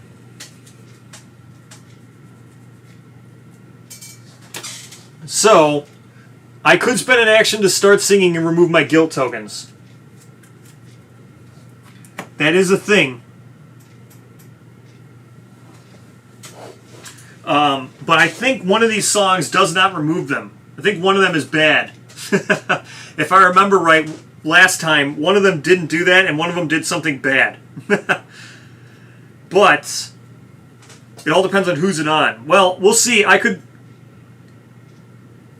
start singing and remove my guilt tokens. So let's attack with Newt, then maybe we'll stop singing. We'll start singing with her to remove her guilt tokens. 3 speed. Hitting, what is it? 3 speed, hitting on a 5+. 1 hit. She's so terrible. First strike. I have to re-roll with -2 accuracy. Okay, so I missed. So that was a waste of a card. There we go. So she doesn't get to do anything.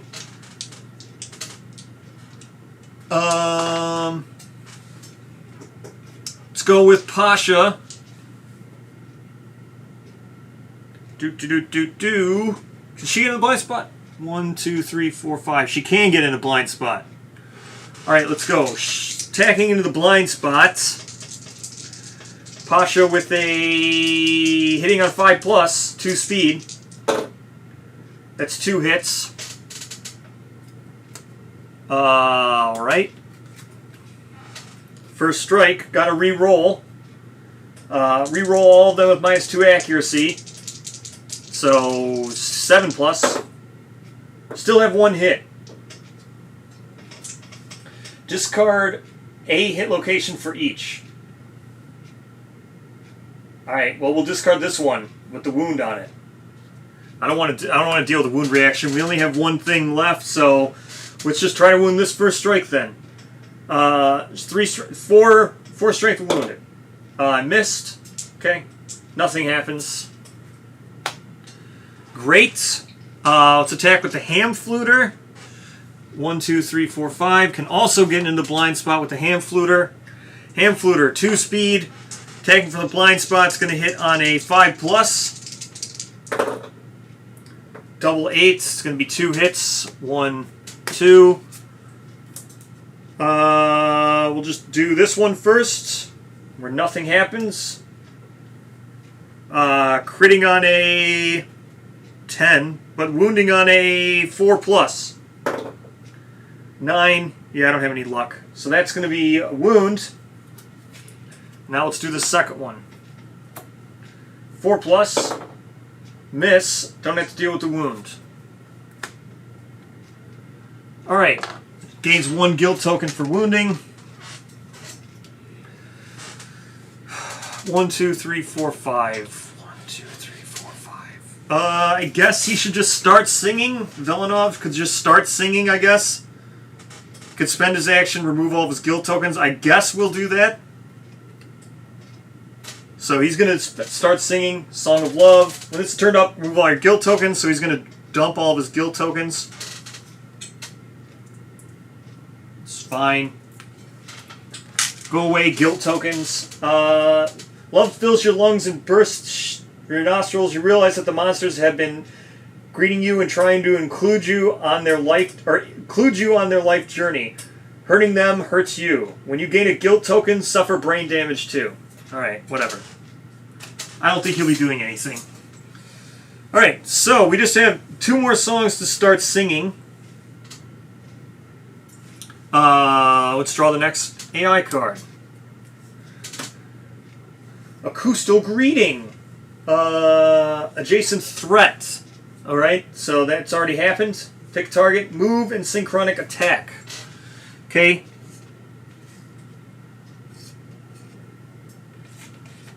There we go. It's going to be 3 speed, so let's go ahead and get 3 speed out of the way now. 3 speed on Torum. I think that's all misses. That's all misses. Because he's got 1 evasion. That is all misses. That is a hit on Pasha, though. So there's 1 hit on Pasha because of the synchronic attack. So 1 hit for 1 damage on Pasha.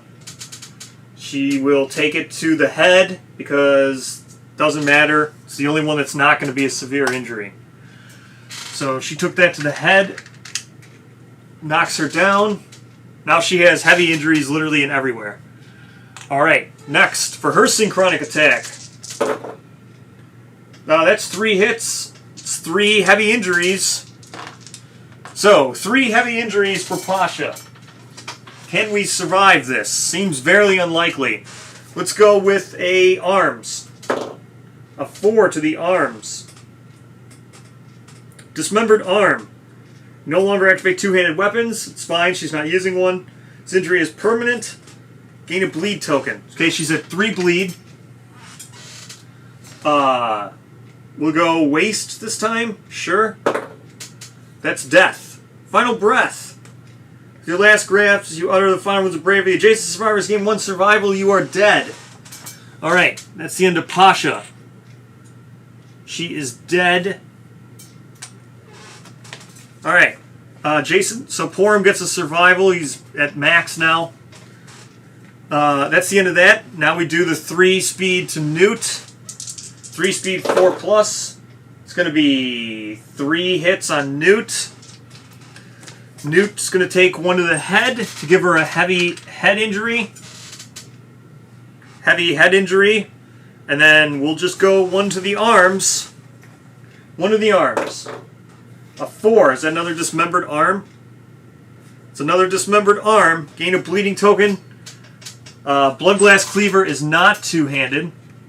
We'll just take these bleeding tokens. So she gains a bleed token. We need to do 1 more. Let's go to the waist. How about that? Okay, a 1. Newt is dead now as well. Final breath. Rolled a 1. She's gone. All right. Don't think we have much of a chance here now. Don't think we have much of a chance here now. The only thing we can do is try to win with the ham fluter.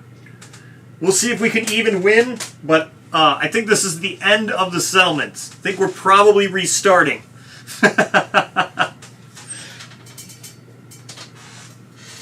All right. We'll try to win. I'll fight out the fight, but we'll try to win here. That's the end of that. Yeah, we're restarting. Definitely. 1, 2, 3, 4, 5. We can get into the blind spot with Velenov.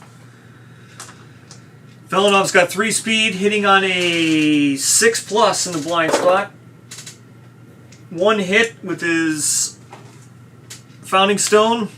See if he can wound with his Founding Stone. He's got 1 strength with the Founding Stone. He's going to wound on 5s. That's a miss. All right, Ham Fluter. 1, 2, 3, 4, 5. Getting into the blind spot with the Ham Fluter. All right, Ham Fluter, let's go. Ham Fluter's got 2 speed, hitting on a 5+. Hitting on a 1, or we have 1 hit here. That's the trap. All right, let's resolve the trap now. Velenov is not going to be affected by the trap, but Porum is definitely affected by the trap. So, Porum's going to gain a guilt. Gaining a guilt. He's at quite a lot of guilt now. What is he at? 3, 6. He's at 9 guilt.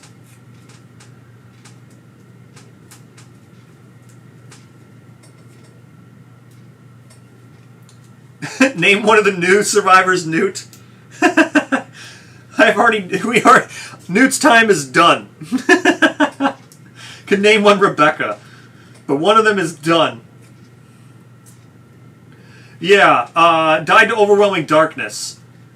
I didn't know how valuable the ignore overwhelming darkness scout gear was, but apparently it's very valuable to ignore overwhelming darkness. Very valuable. I'll cut. Cut for good measure. A new Newt. Why am I still shuffling? I already said I shuffle. What am I doing? Distracted by Chad. New Newt. Name one of the 4. Abaddon, yeah. I think we're dead here. 9. I forget when you start dying from this, but 9 guild tokens seems pretty high to me. 9 guild tokens seems pretty high. Alright, 9. I'm not singing. You look on in horror as your fingers transform into weeping Smog Singer heads. Their tasks streak into your blood on your hands. Suffer monster-level hits for damage equal to your guilt tokens. Roll 1d... Well, let's see how many hits I take equal to my guilt tokens. Well, I take 1, but let's see where I take it, I mean. 9 damage to the head. That's a severe. That's an easy one. That's a severe. That's not even... That's not even a thing. Well, I mean, we might die here if I roll a 1 to a 4. 7. That's not death, at least. All right. So we need to resolve the 7 severe head. But we keep going. Roll 1d10. On an 8+, you eat your fingers on one hand. Suffer dismembered arm, severe injury. I did not roll an 8+. Remove all your guilt tokens. Suffer the dismembered arm, severe injury, and gain +1 survival. Remove all your guilt tokens. I think the remove all your guilt tokens is going to happen regardless.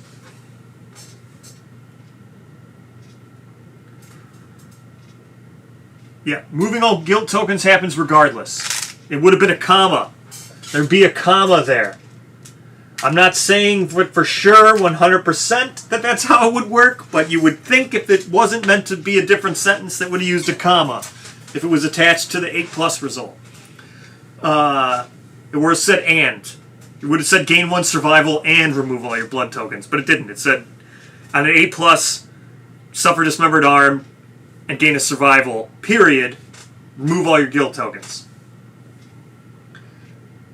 No, it just said suffer damage. Didn't say suffer vibration damage. No, it's not 9 severe head injuries. It's 9 damage to the head, which caused a severe, and then I rolled a 7. So I need to do the 7 for my severe head.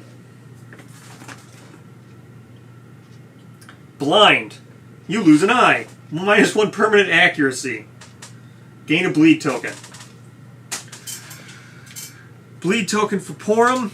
He's got -1 accuracy now, so that's going to help us kill these off. Alright, here we go. Let's attack. 3 speed with the Founding Stone. 7+.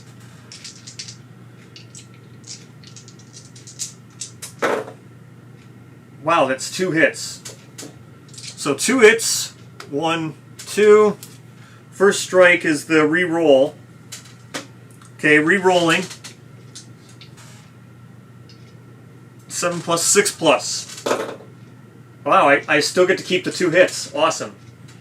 Okay, so let's continue here. Now I wound on a... I have 1 strength. So I'm wounding on a 5.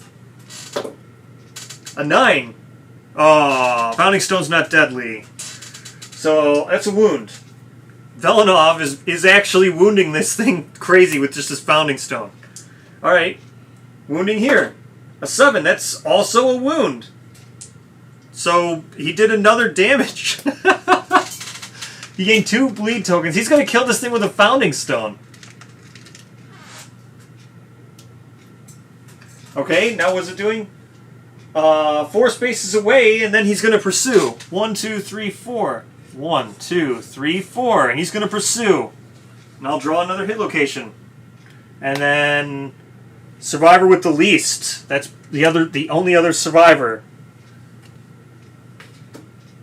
If you have 7 guilt, he does not have 7 guilt. He already is removed. That's a miss. A 3 will not hit. Or will not wound, I mean. Alright.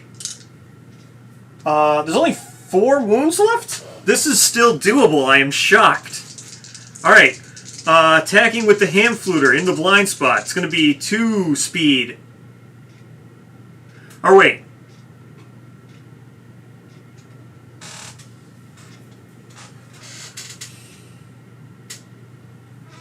Hold on. I think I forgot to draw an AI card. So it's not his turn yet. I didn't roll yet. I was about to roll with Porum, but Porum triggered the trap, and then Velenov went. So I need to draw an AI before I attack with Porum again.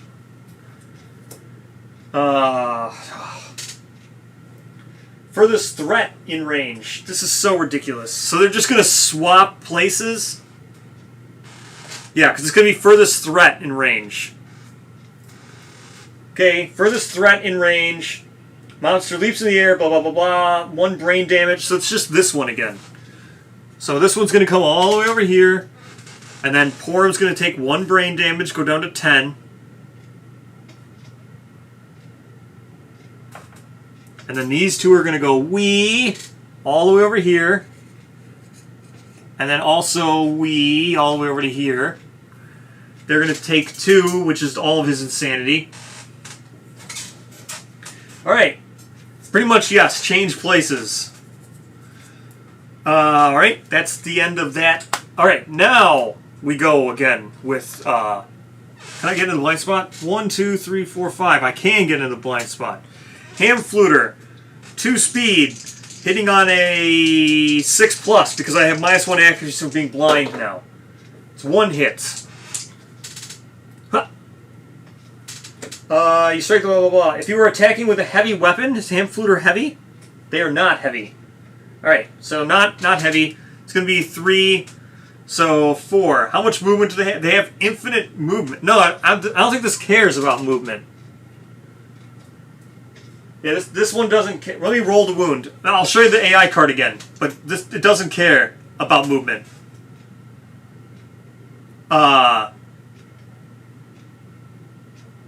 So let me just roll this and I'll show the card again. So I hit on a wound on a 4. Oh, it's a critical. The monster's flanks explosively. You may inhale. If you do, your veins suffer gaseous might, gain 1 insanity and 1 permanent strength, and a guilt token. Yeah, I'm gonna inhale that, of course. Let's get that +1 permanent strength. Here's the card. It's just pick target, so they're not moving. It's just picking the target, and then the furthest threat, and then it just says the monster leaps into the air, gracefully extending its limbs. You're just placing the monster in the closest unoccupied space. Yeah, you're just placing them in the closest unoccupied space. Yeah, so they do big jumps. Doesn't say in range. No, it's furthest threat. Oh, in range of picking target. Alright,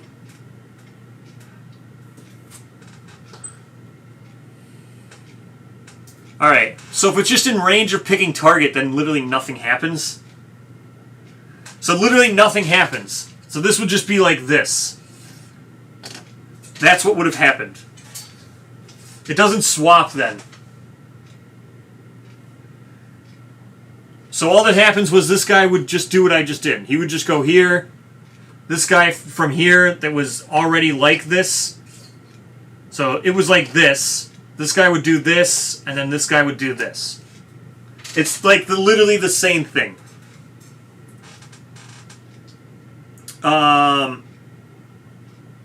Suffers monster brain. Yeah, so that's all that would happen.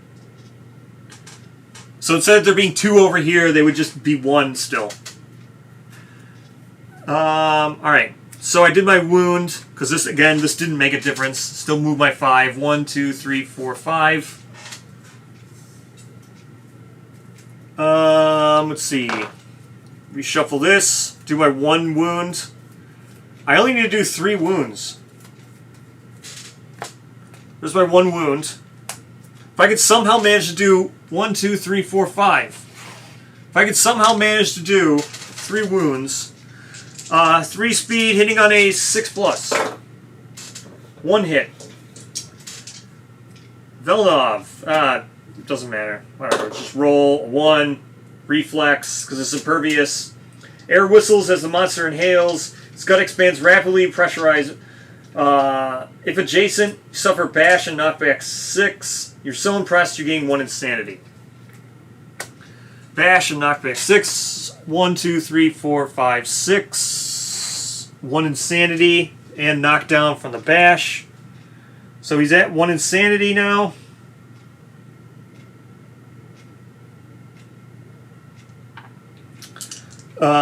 That is that. Draw the AI card. Adjacent threat. No one is adjacent to 2 of them. Closest threat. That's fine. So, closest threat. Whoop, goes over here. This is adjacent threat. 1. Or actually, 1, 2, 3, 4. 1, 2, 3, 4. Yep. It's going to be like that. Alright, that's that. That's how that will be. Now let's just roll this. It's going to be 3 speed. Hitting on, let's go Velenov first. Velenov, 3 speed, hitting on a 3+, because Velenov has -1 accuracy. Or -1 evasion. So that's 2. Vibration damage, it's going to do 2. So he's going to take 1 to the head to lose, and then take a light to his body. Alright, next one. Same one. Jason to him now. Hitting on a 5+. 2 more vibration damage. 2 more vibration damage is going to be to the waist and the legs. He's got lights everywhere now. Now to Porum. That's 2 misses on Porum because he has 1 evasion. So it hits on a 5. 1 damage. It's going to take that to the body, puts him down to 1. Alright. He stands now. 1, 2, 3, 4, 5. Just get over to here. He's going to have 3 speed, hitting on a 6+. 3 speed, 6+. It's 2 hits, 2 9s. Huh. Huh. Okay, soft back breasts. Wounding on a, he's got 1, 2, wounding on a 5. That's a wound. I can't believe Velenov might be able to do this. I only need to do 2 more wounds. 5, a 6, that's another wound. Thrashing round, monster's going to move away. He's going to do another wound. He's going to gain... That's it. They're down to basic action. He gains 2 guilt tokens from 2 wounds. He's now guilty. If standing, you may pursue. So he's going to move 4 spaces away. 1, 2, 3, 4. He's going to pursue. Porum's going to gain a guilt token because he's the not guiltiest, or least guilty. And he's going to draw another hit location. So if he wounds this on a 5, it's over. A 4, he just missed. That's a failure. Unless I got +1 strength or something. Nope, so that's a failure. 4 spaces away and could have pursued. 1, 2, 3, 4. I could pursue again. I mean, why not, right? Let's just pursue again. We'll let Velenov try to get a...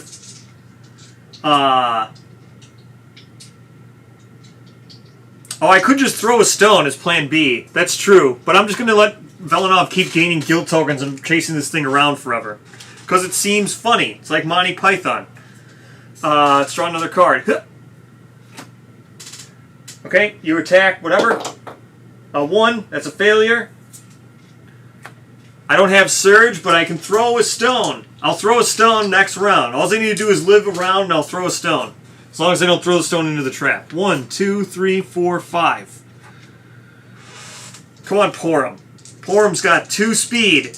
Hitting on a 5+. It's going to be 1 hit. Just don't be the trap. Okay, this is a reflex. Could kill it with the ham fluter. 3. Wounding on a 4. Could kill it with the ham fluter. That's a wound. We killed it with the ham fluter. Killed it with its own weapon. That's the end of that. Reflex doesn't trigger because the wound kills it. There we go. Killed it with the ham fluter. Fun times. Let me flip all these songs now. Was there one that doesn't make you remove all your guild tokens? Oh no. I guess you're right. You are correct. All of them remove all your guild tokens. So that is one way of cleaning your guilt. It's just to start singing. It's good to know. Yes. The settlement survives, but I am not... There is no way I'm continuing this. There is no way to continue this, because I only have... I mean, I haven't looked at Discord, but I can see I've got mentions on Discord. Taste would mention to... He would be someone to mention me. Taste, they would. But I doubt that that was that. But as far as I can tell, yeah. So we would get the royal... We'd keep the scout gear, which is good. But we would lose...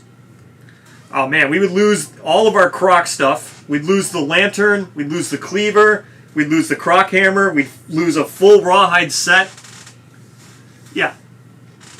We would lose pretty much everything.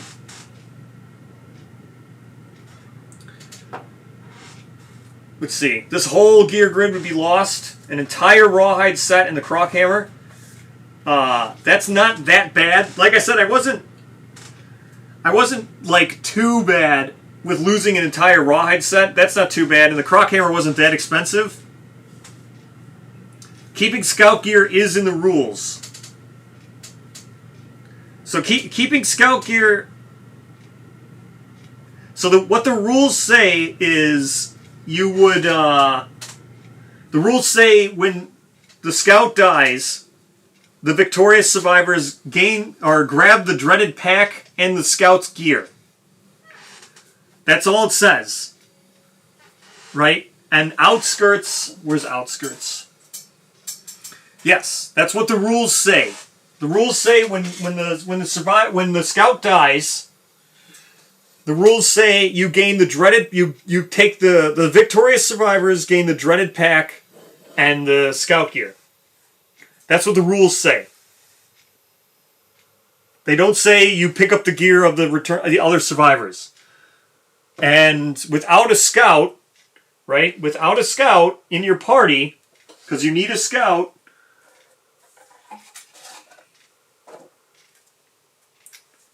Hold on, I gotta get outskirts. I didn't have stuff set up.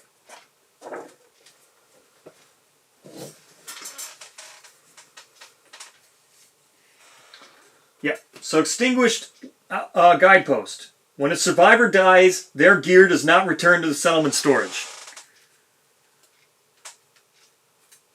That's what it says. That's what outskirts says. When a survivor dies, their gear does not return to settlement storage. I mean, it's hard to debate intent when this is what the rules say. I mean, they wrote it right there, so... Yeah, when a survivor dies, their gear does not return to settlement storage. Again, I don't want to really debate all of this, so I'm not going to. But that's what the rules say. Just have to wait for clarification. I don't really care to debate all the stuff. I'm just going to play to how the rules say. And that's what the rules say. You need a scout to negate that, right? A scout negates...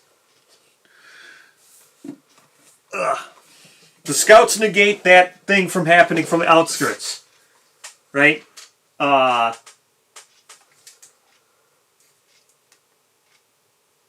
So I don't have a scout, right? The scout is dead.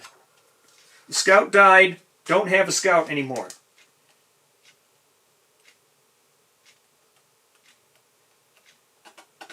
Let me draw this knowledge. I'll do that. I'll draw the knowledge card. We'll see what we get. Going to the scout rules real quick.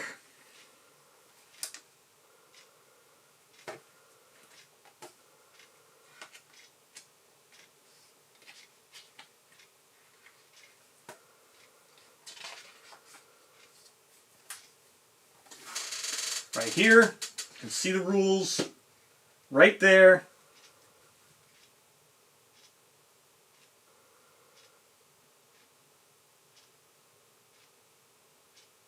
Just waiting for them to show up on... Just waiting for the rules to show up here on stream because there's a delay.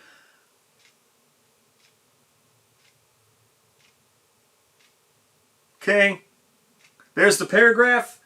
If the scout dies during the hunter showdown, but the showdown ends in victory, the dreaded pack and the scout's gear are carried home by the returning survivors. Right? So... Doesn't say anything about gaining all the survivors' gear. If it would, you would think that the rules would just say...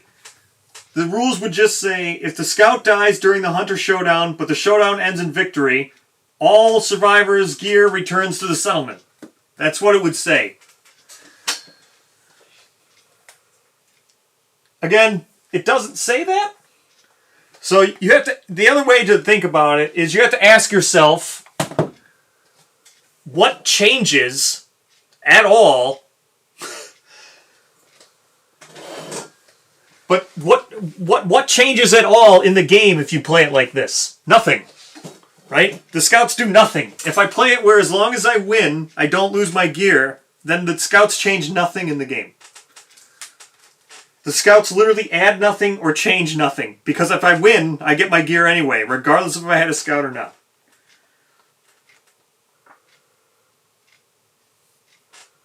The long journey home describes what happens when the survivors perish. No, see, it doesn't. No, the long journey home doesn't say that. The long journey home doesn't say what happened. The long journey home describes what happens when the survivors perish on the hunt in the showdown with the quarry monster, depending on whether the scout survives, right? But my scout's dead. So the long journey home, where is it? Ugh. Is if the scout's alive. My scout's dead. So when you read Long Journey Home, you roll, the scout does stuff.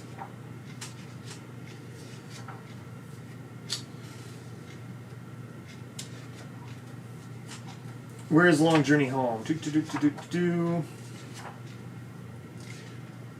Oh no, wait. Long Journey Home's part of Logistics of Death, right? Where's Logistics of Death?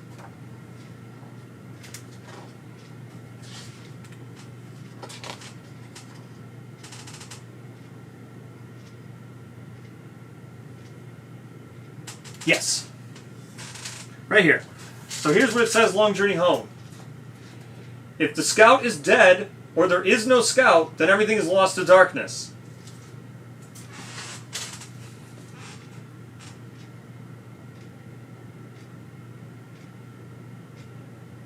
But the Long Journey Home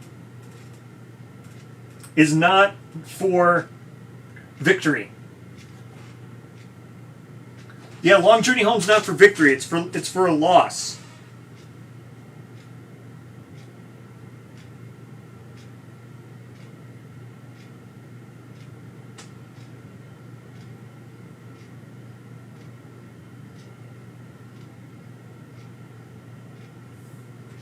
Yeah, Long Journey Home is for a loss. It says it right there. Long Journey Home is the quarry's unbeaten. Doesn't end in victory. But that's if it's not beaten. We won.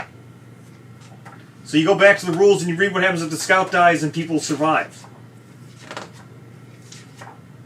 Oops, went to the wrong page.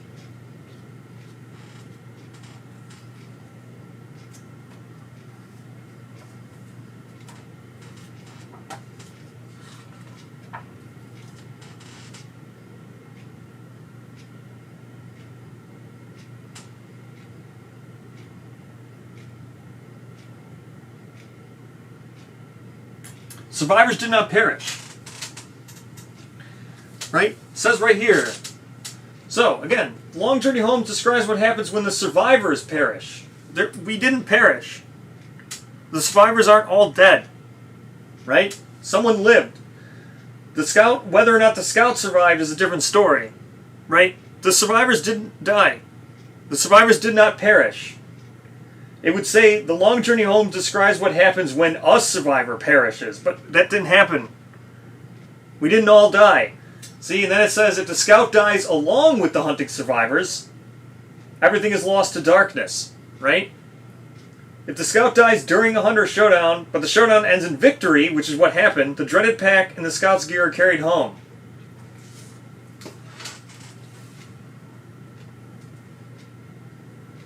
No, he doesn't dip automatically. If everybody dies and the scout's the only one alive, then you have to do this gear grid thing. So if the scout's the only one alive, then you do the gear grid. If you are the only, if you are alone during the hunt, or at the start of your act during the showdown, you may enact a death pact and then do logistics of death. You awaken the thing and you do logistics of death.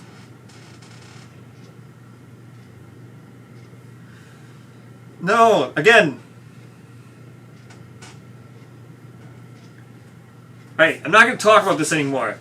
Alright? There's so much stuff talking about these rules. That's just what the rules say, and that's just how I'm going to play it. So, I'm not going to talk about it anymore. There, I've explained all the rules of the Scouts. The best way to do it is to just ask yourself what changes in the game if the Scout dies and you win and it doesn't change anything, nothing changes in the game.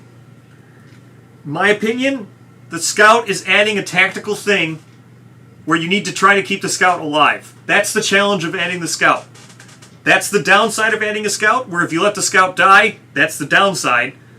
But without this, then nothing changes. Then it's just a regular game of Kingdom Death, and all I'm doing is benefiting from a 5th survivor. It's literally just upsides.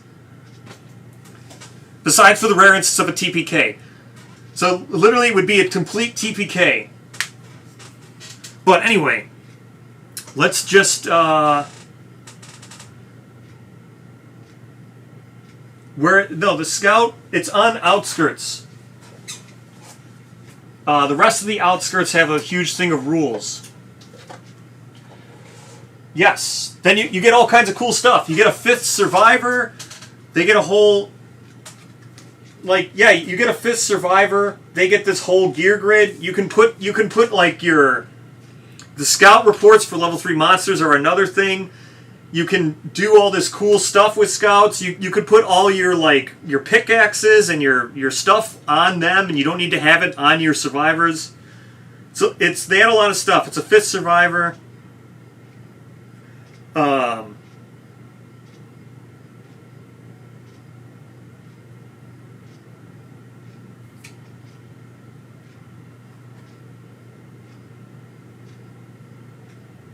Yeah.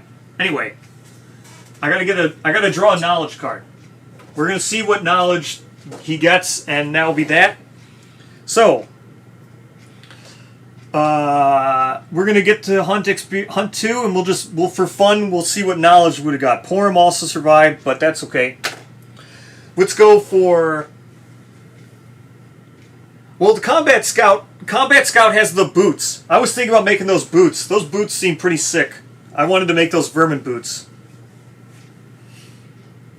Alright. Where's my knowledge? Random knowledge. Combat Scout seems cool with those boots. Hold on, let's see. I gotta get a random thing here. Oh wait, I got Tenacity 3. We'll take Tenacity 2 out, we'll do Tenacity 3. Even though it doesn't matter. Where's my random? No, that's Marrowism. Hold on, I want to draw our thing just for funsies.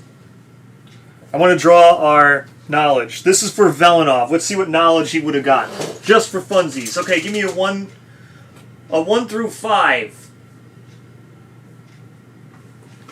Middle being, or left being the number 1 and 1 through 5. All right, let's see.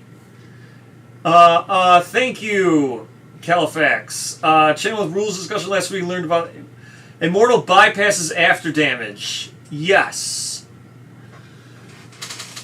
Yeah. I saw you talking about all the stuff in Immortal. I'm muted in Lantern's Reign, so I can't talk in Lantern's Reign. I got muted. But I saw that whole discussion with everything. Yes. 3, definitely 1. 2, alright. So no 4s or 5s? Alright, we're going no 4 or 5. Alright, we'll go again. Now we'll go 1 to 3. So, I'm not anything after a cup of tea. We're going 1 to 3 now. I removed 4 and 5 as the options. Scout makes the game considering action economy, yes. Specific combat scout weapon too. Yes, there's a specific combat scout weapon. I like the vermin boots, the Grimjaw, I think is what it's called for the specific scout weapon. I got muted on Lantern's Reign for pinging taste. 3. Okay, everybody's saying 3. There's multiple 3s. We're going 3. Surprisingly, 3 is still 3. Ooh, Impermeism! We never saw this one before. Yes! We get a new one at least. Impermeism. This makes sense. This is totally what Velenov should have. He used a founding stone to kill this thing. Impermeism is super fitting. It's like the most fitting. Alright. So, impermeism. Nothing lasts forever. Unrestrained. It was always going to break. After all your weapons, except Fist and Tooth, or all your weapons except Fist and Tooth have frail while they're in your gear grid. If you would wound a super dense hit location with Fist and Tooth, suffer broken arm severe injury at the end of your attack. Tenant is Shatterstar.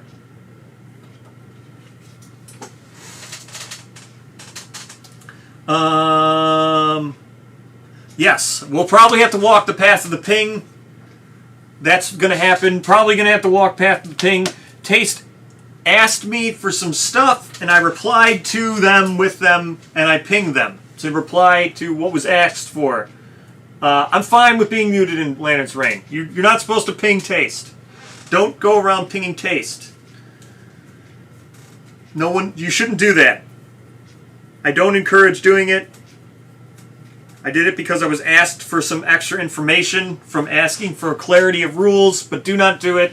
You get muted if you do it. That is the rules of Lantern's Reign. Those are the rules. I don't think I have Impermeism out. Let me go look for it. I need Shatterstar. I don't think I pulled it out.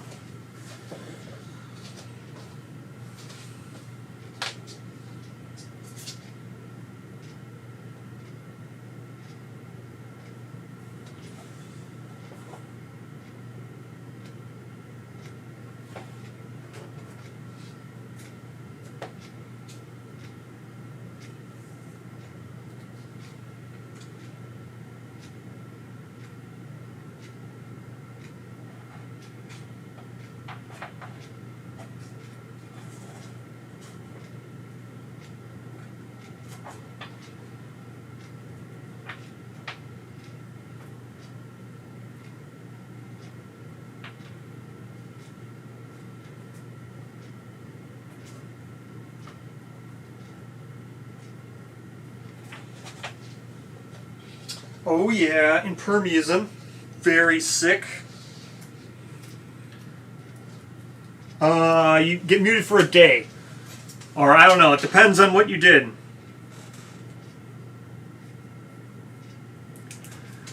Wait, where's the tenant? Shatterstar. Where it is? Was there Shatterstar, here it is. Shatterstar. Here's what we're gaining. When you attack with a frail weapon, it excites you. Gain +1 strength until the end of the attack. Sick. Man, I kind of wish we would have had Impermeism.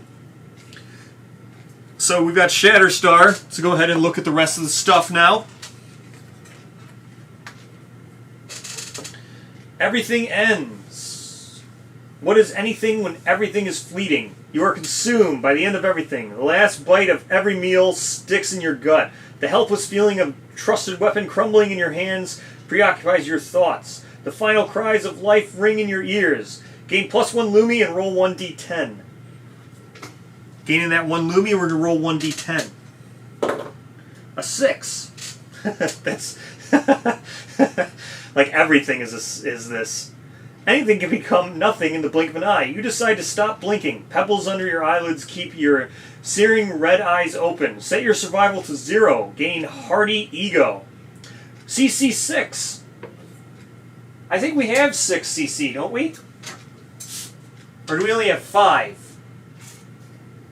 Where's our CC? No, we have 6. Sick. 1, 2, 3. We have 6. Neat. What do we do? 6. The sight of you causes survivors to retch. Seeing their meals returning in gouts of vomit makes you wonder if everything that happens cannot return transformed. You also add Hardy Ego to the forum. Okay. So Hardy Ego's to the forum. Makes sense because this would be when I was pondering. So Hardy Ego would be added to the forum. But let's see Hardy Ego. Hardy Ego. When you would suffer brain trauma, instead draw 2 knowledges. Replace this with one of them. Neat. That seems very cool. It only costs 1 to gain that. So Hardy Ego would also be added to the knowledge deck. Alrighty. So we suffered a massive loss. Played very poorly for doing the scout rules. Definitely should not have played like that. We were very risky. What should have done, we even had the Stoneface Cloak. You see, I kind of knew that the rules were like this, and I made the Stoneface Cloak, but, you know, I kind of just kept fighting the Bone Eaters and stuff. We definitely went too fast for Overwhelming Darkness, right? We went to try to take level 2 Smog Singers out way too early. Overwhelming Darkness could easily kill the Scout. It's very dangerous. It's like a 20% chance of losing the Scout. So Overwhelming Darkness is very, very, very scary. It just makes sense, all right? The rules to me make pretty good sense, if you ask me. Right, because... Where is it?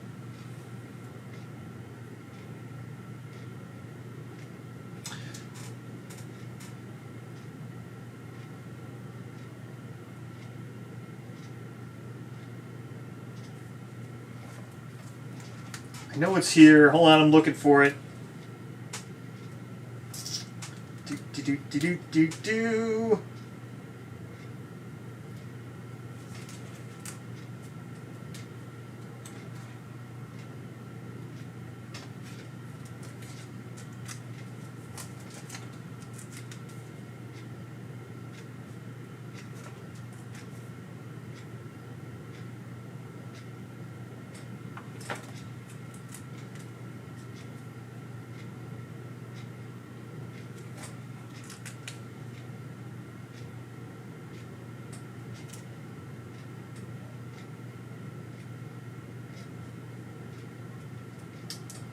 Where is it? Isn't it a smog thing? I think it might be a smog thing. I don't know how... Yeah, a lot of people say that it's pretty simple. I knew Game Rush was going to be hard, but there's a lot of people who are saying that it's really easy. I don't know. Tennis probably might be better than I am. I mean, I'm not the best. Pretty possible. Deuce a song, your ballads. There it is. This is what we need. This is like, because this is kind of like...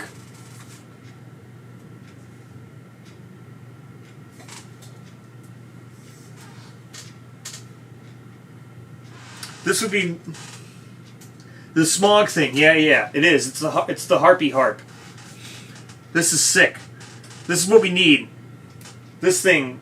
Because I thought this was, like, not good. When I first read this, like, I was like, who cares? Overwhelming Darkness is, like, so tame and easy to get around because you just get Song of the Brave and stuff. But this is really good. Like, you need this on your Scout because you don't want to roll Overwhelming Darkness and die. And then have this happen. So, like, this makes more sense as to why this exists. Because when I saw this, I originally thought this was just not good. Like, at all. Not very good. Like, what's the worst that could happen in Overwhelming Darkness to the point where you'd want to waste a gear spot ignoring it? Well, because you don't want your Scout to roll on Overwhelming Darkness.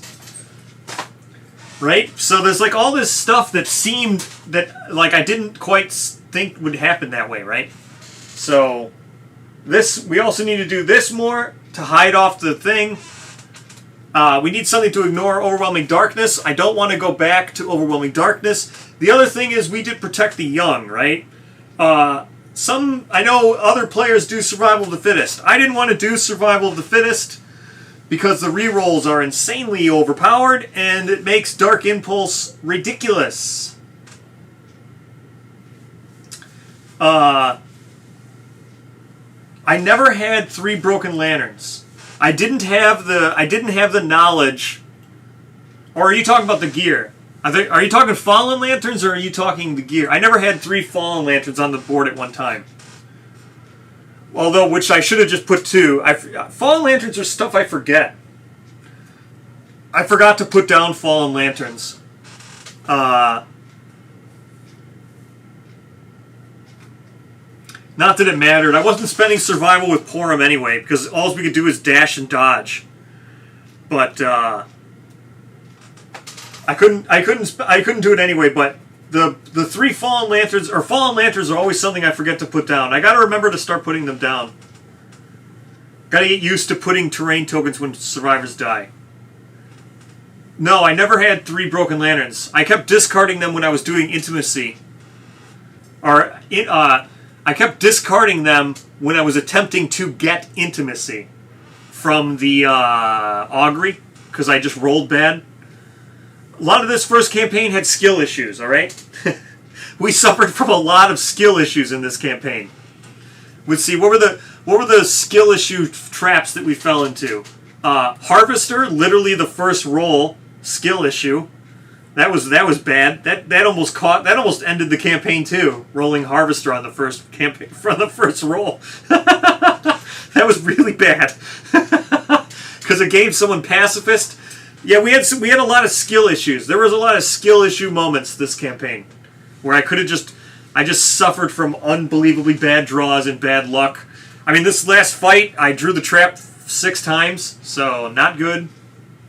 I think the trap for Smog is pretty tame. I know a lot of people are saying the trap is pretty bad, but I don't know. I just drew it 6 times, and they didn't die from the trap, so I think the trap is kind of tame. Not terrible. Especially, like I said, you can avoid it if you know when it's coming. But never would I have expected it to be the first card 3 times. That was unexpected. But yes. So, here's what we're going to do. I'm going to reset everything. I'm going to try to spend time setting this up, see if we can get second camera going. We're going to start a new settlement. We'll do completely brand new. I'll save this settlement the way it is right now, just in case I go check and see if we get the clarification from Taste about how scouts work.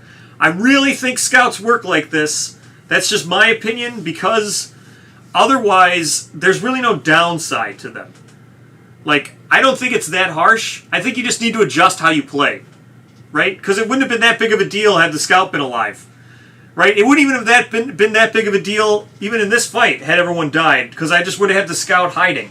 So I don't even think it's that big of a deal. I don't think it's that punishing. I just think I didn't adjust to playing the scout correctly, not knowing that this clarification, that scouts work like this. That was my mistake. I think we can adjust for that. I think we just need to learn how playing with scouts work, and I think we'll be fine. I think everything else this campaign went pretty good. We got pretty good stuff. We did some meme stuff. I was playing on hard mode using the blood compass the wrong way. I think we'll be able to go a lot faster. I think we'll go a lot faster fighting the Croc this time. I think we'll be a little bit better off because I'm not going to build the meme. I think we've seen enough of the cleaver now, right? I don't need to rebuild this cleaver. So next campaign, I don't think we're going to rebuild this cleaver, all right? Where I'm guardless all the time. I think it's much better if I actually have a weapon where I can dodge. And then I don't just soak damage like the entirety of the fight. But we did it. We built the cleaver. We had some meme fun with the guardless cleaver. I had fun playing with it. I don't think we need to build that a second time. That was fun. What I'm actually going to do, right? The way I was playing Blood Compass, this has been clarified. I talked about this at the beginning of the stream. I'm just going to talk about this now really quick. So Blood Compass right here, it says before making a wound attempt means you don't need. So the way I was playing it was I draw all my hits and then I would decide then and there if I wanted to take the blood, if I wanted to take the bleed, and then I would then I do it right there and ditch all the hit location cards. But you don't have to do it like that. You can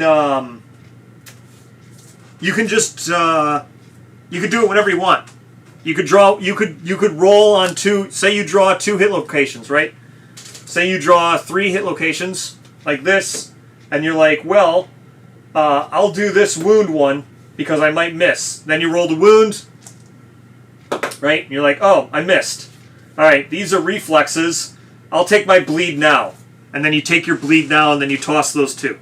That's how Blood Compass actually works. That's been clarified. The way I was doing it was you needed to choose prior to making any rolls. So, because I read it as before making a wound attempt. I read it as a singular thing. Like, once you made one, that was it. Once you made a wound attempt, you're no longer before making one. So, it was been clarified that it would have read before making any. It's indeed much better. Yes, it's much better. I already thought it was good, right? I already explained that because of the new... because it's a lantern. The fact that it's a lantern makes it good anyway. Just the fact that being a lantern. So when you play people with a lantern, then you can take a Blood Compass with you to take in your lantern slot. The fact that it's a lantern, I needed it anyway because I had photophobia. So our photolila, or whatever it is, photolila, whatever that thing is, where you need to have a lantern in your gear grid. All these things are, there's a list of all the clarifications that Taste has made in the Lanterns Reign Discord. I keep a list of them. If you just click on the forums, there should be like forums inside. Yeah, there's four. So you just click forums and then you look for Taste ones. Taste clarifications. And then every clarification that's ever been made by a tastemaker is in there. And the newest ones are at the bottom of the list because I keep adding to them. And that's where you can see the Blood Compass neuter. Yeah, I'll name someone neuter, I guess. I am the resurrection dude. So every clarification that I've been ever made is in there. There's tons and tons and tons of them. A whole list of them. Tons of them. Because I've been doing it for like a year and a half now. So there's tons of them. But, alright. So, here's what I'm going to do. Because I haven't done any night streams, if I get around to it, I'll make a post. Maybe we'll do a night stream just to change up the timing so other people can join, people who want to join the thing at night. I think I might do that. So there might be a stream tonight where I do the Croc and restart. So, let me see what I can do. Let me eat dinner real quick. Then I'll try to hook up the second camera once again. Maybe I'll run out. Like I said, I'll just run to Best Buy, get the small little adapter that I needed for this thing. Maybe I can get the second cam started. And we'll start a second season tonight.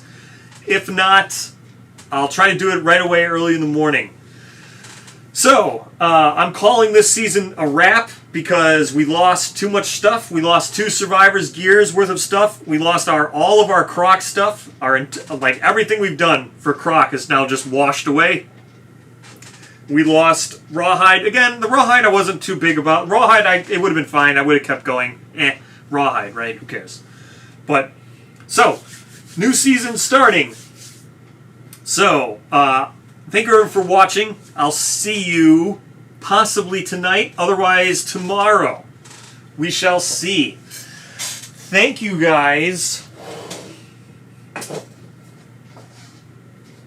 Goodbye.